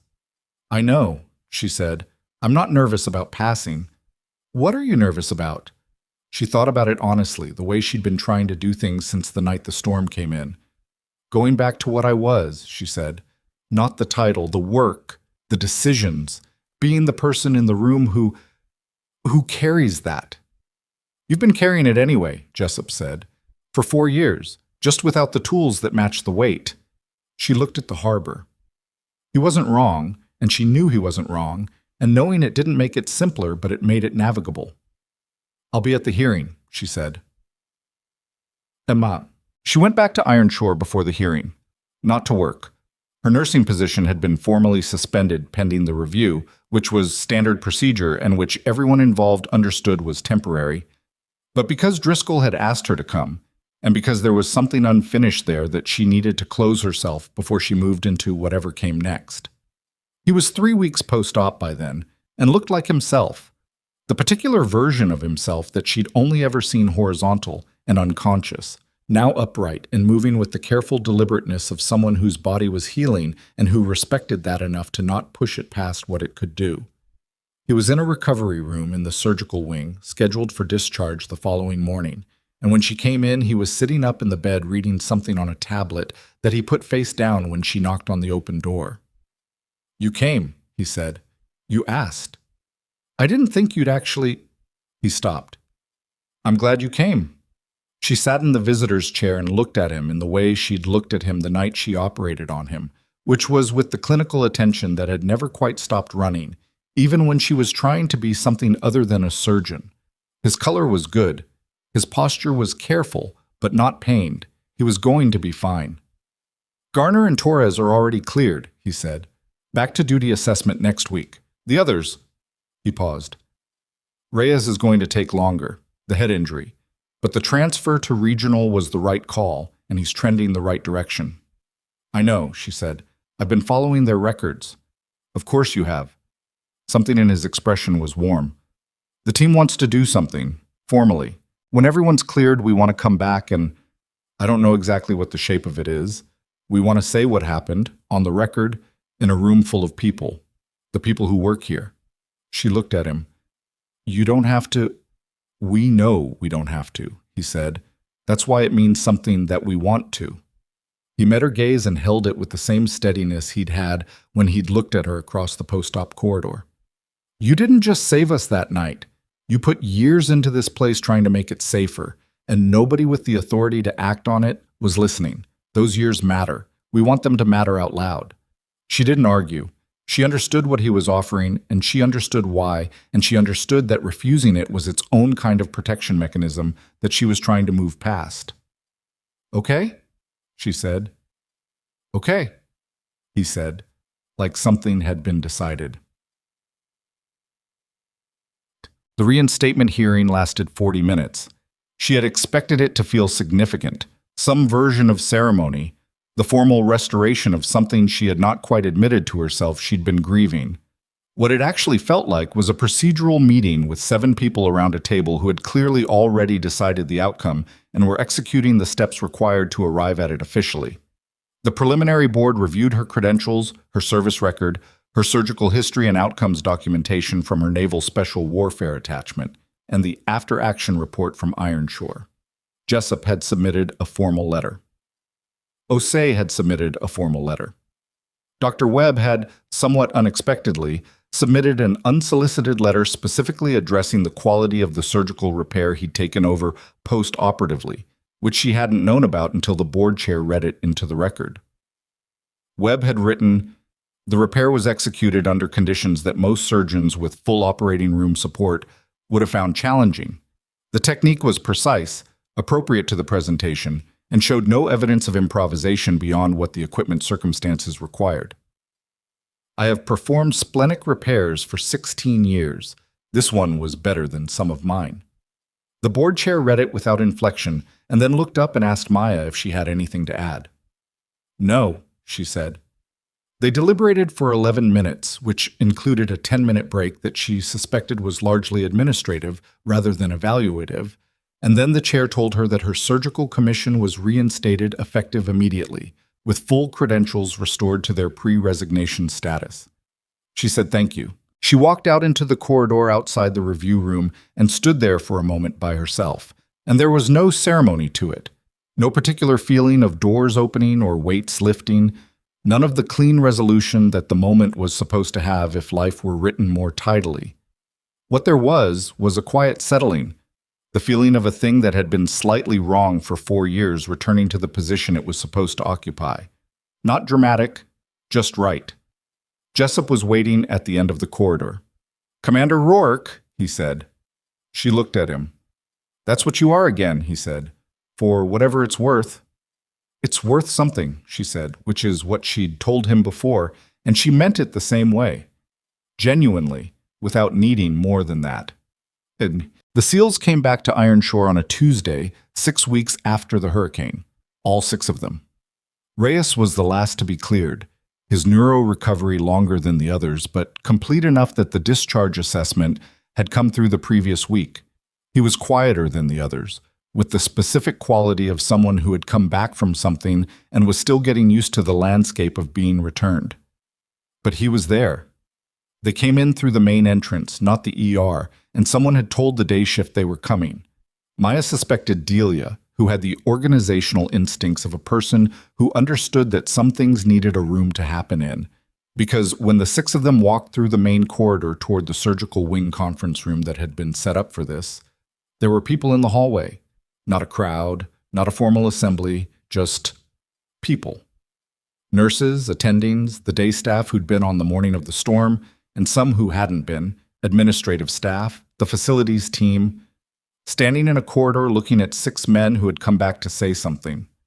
Maya was already in the conference room when they arrived. She had not wanted to be part of the hallway moment that was for them and for the institution, not for her. And she'd come in through a side entrance and was standing near the window when the door opened and Driscoll led the others in. He looked at her first. He had the kind of face that didn't hide things easily, and what it was doing right now was complex. Gratitude and something harder to name. The expression of a man who had been somewhere close to an ending and had been given more instead. "We practiced what we were going to say," Garner said from behind him. "The commander made us. I wanted it to be coherent," Driscoll said. "It was very coherent at practice," Torres said. "I don't know about now." The room had filled behind them. Delia, Whitfield, Webb, several of the nursing staff who had worked the night of the storm, Jessup in the back corner with the quiet presence of someone who was there to witness rather than to participate. Osei had come in from regional and was standing near the door. Captain Stokes was there. Prakash, Dodd's former assistant, who had been one of the first to cooperate with the investigation, was there. Maya looked at the room. It was not a polished crowd. Several people looked like they were working through something complicated. The ones who had laughed along in meetings, the ones who had redirected their eyes when Dodd made his pointed remarks, the ones who had received the same automated confirmation emails she had and not pushed further. They were not villains. They were people who had been inside a system that made certain things easier than others, and they were standing here now because the system had changed, and they were trying to figure out what that meant for who they were. Driscoll looked at the room, and then he looked at Maya. "We're not good at speeches," he said. "SEALs aren't trained for this. We're trained to go into bad situations and come back out." He paused. "Usually. This time we came back out because someone was waiting who didn't have to be there, who had every reason to follow the rules that night, to protect her license, to defer to authority, to let the process handle a situation that the process wasn't built to handle in time." Another pause. "She didn't. She looked at a dying man and did the math and decided the math mattered more than the rules. And then she stood there and let someone threaten her career while she was in the middle of saving a life." The room was very quiet. "We talked about what we wanted to say," Driscoll continued, "and all 6 of us kept coming back to the same thing, which is that there are people in every institution, in hospitals, in military units, in every organization that does hard work, who carry the actual knowledge, who see what's wrong and say so and get told to sit down and go back to their lane. And most of the time, those people learn to get quieter. Because being right without authority is exhausting and it costs you over and over, and eventually the cost starts to feel like the answer." He looked at Maya directly. You didn't get quieter. For 3 years in this building, you did not get quieter. And every report you filed, every safety concern you raised, every time you documented something that someone with more title than sense dismissed, that was a decision to keep carrying something heavy for people who didn't know you were carrying it. She looked back at him steadily. We survived, he said, not just because of what you did on the night of the storm. We survived because of what you did for 3 years before it. Because the person who was in that trauma bay when we came through the door had been paying attention to everything that could go wrong for years. And when everything went wrong at once, she already knew what to do. He paused. That's what we came back to say. Thank you for all of it, not just the surgery. He came to attention. Beside him, without coordination, without a signal, the other 5 SEALs did the same. Garner and Torres and Reyes and the 2 others, all of them coming to the specific posture of men who understood what a salute meant and chose to give it. 6 men saluted her. Maya looked at them.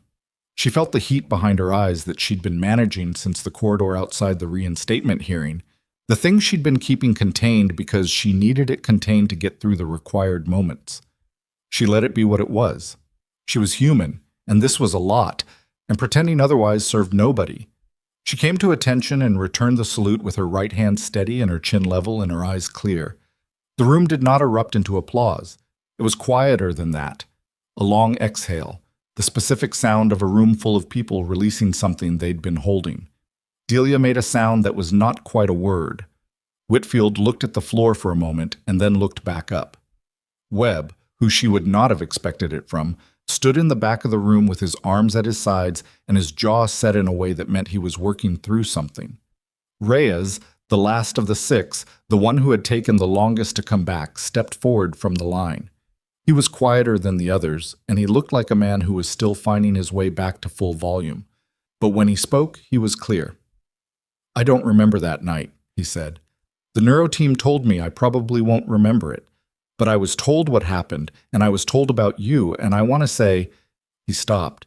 He was searching for the right words and not finding them immediately, which made what he said next more true because it was clearly exactly what he meant, and not a polished version of it. Thank you for being someone who was still paying attention when it mattered. She nodded. She trusted herself to nod. Speaking was less certain. Mamput.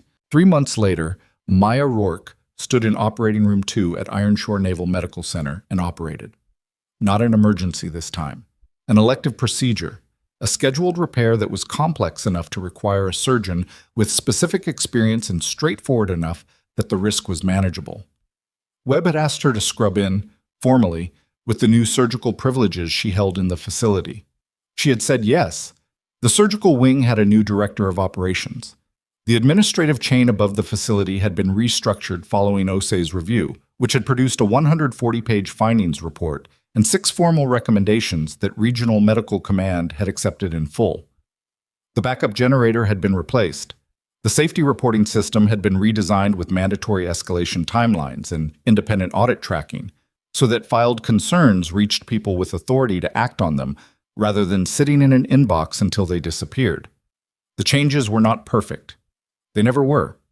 Systems changed slowly, and the people inside them changed at their own pace, and there would be other Warren Dodds in other institutions in other places, people who confused their authority for the institution's health and defended one by undermining the other. That was a permanent feature of the human landscape. Maya didn't expect otherwise.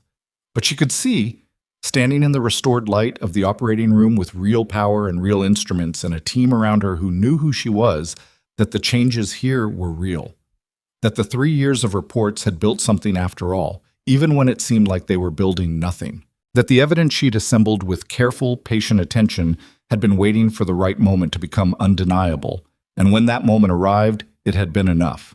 She'd talked to a counselor, had been talking to one, twice a month since the reinstatement. Not because she'd been required to, because Jessup had gently suggested it, and she'd understood the suggestion was right. They talked about Kandahar, and they talked about the 4 years after it, and they talked about the specific shape of guilt that looked like competence from the outside. She hadn't resolved everything. She wasn't going to resolve everything. The 4 men were still gone, and that was permanent, and she carried it, and she was learning the difference between carrying something and being buried under it. She had started drafting a training framework. The Emergency Trauma Response Integration Program, her working title, she wasn't attached to it, designed to close the gap between military surgical protocols and civilian hospital emergency capacity, specifically for naval medical facilities that serve special operations units. She'd been building it in the evenings, pulling from her field experience and her nursing years and the specific failures the storm night had exposed. Jessup had seen the draft and used the word formal in the same sentence as development funding, which she understood as encouragement. Driscoll had called twice since the conference room. The calls were not long. He was back in rotation, and his schedule was not the kind that allowed for long calls, but they were direct and real in the way he was direct and real, and she appreciated that. He'd asked her once how she was doing, genuinely, and she'd told him the truth, which was that she was doing better than she'd expected and not as well as the narrative required, and he'd said that sounded about right. The procedure in OR2 went well. Not perfectly. There was a moment in the middle where the anatomy was less cooperative than the imaging had suggested, and she had to adjust. But well. The patient came through without complication. Webb, who had stayed to observe, said good when she stepped back from the table, which from Webb was the equivalent of a standing ovation. She scrubbed out and walked through the surgical wing into the main corridor and stood for a moment in the ordinary fluorescent light of a hospital afternoon. She thought about the night of the storm, about the amber emergency light and the failing monitors and Driscoll's blood pressure and the particular quality of silence when she'd set her badge down on the edge of the station, about the weight of being nobody's idea of remarkable for 3 years and what it had cost and what it had built. There was something she'd learned in the 4 years she'd spent being smaller than she was, something she hadn't expected to learn, and wouldn't have traded for the version of her life where she'd stayed and kept climbing and never needed to be anything less than a commander. She'd learned what it felt like to be the person everyone overlooked, to be the one in the room whose observations were redirected, whose warnings were filed and forgotten, whose competence was assumed to be limited by the title above it. She knew what it felt like from the inside. The specific exhaustion of being right in a room where that wasn't enough, and the specific choice, every single day, to keep being right anyway. That knowledge was not small. It was, in fact, the most important thing she'd brought into that trauma bay on the night of the storm. Not the surgical skills, not the protocols, not the credentials she hadn't been using. The knowledge of what it cost to be dismissed and the decision to show up anyway. She carried that. Not as a wound, not anymore, as something earned, as a part of the story that explained why the ending meant what it meant. The corridor was moving around her, shift change, patience, the particular organized motion of a hospital doing its work. And she was part of it, here and present, and carrying everything that had made her, and she started walking. Not away from anything, just forward. The person in the room that nobody watches may be the one who sees everything. The voice that gets redirected may be the one that was right. And the years spent being overlooked, if you survive them without letting them make you smaller, may be exactly the preparation for the moment when being overlooked is no longer possible. Not every institution deserves what it gets from the people who refuse to give up on it. But sometimes, if enough gets documented, if the right storm arrives, and if the person who's been paying attention for years is still in the room when it matters, sometimes the institution gets better despite itself.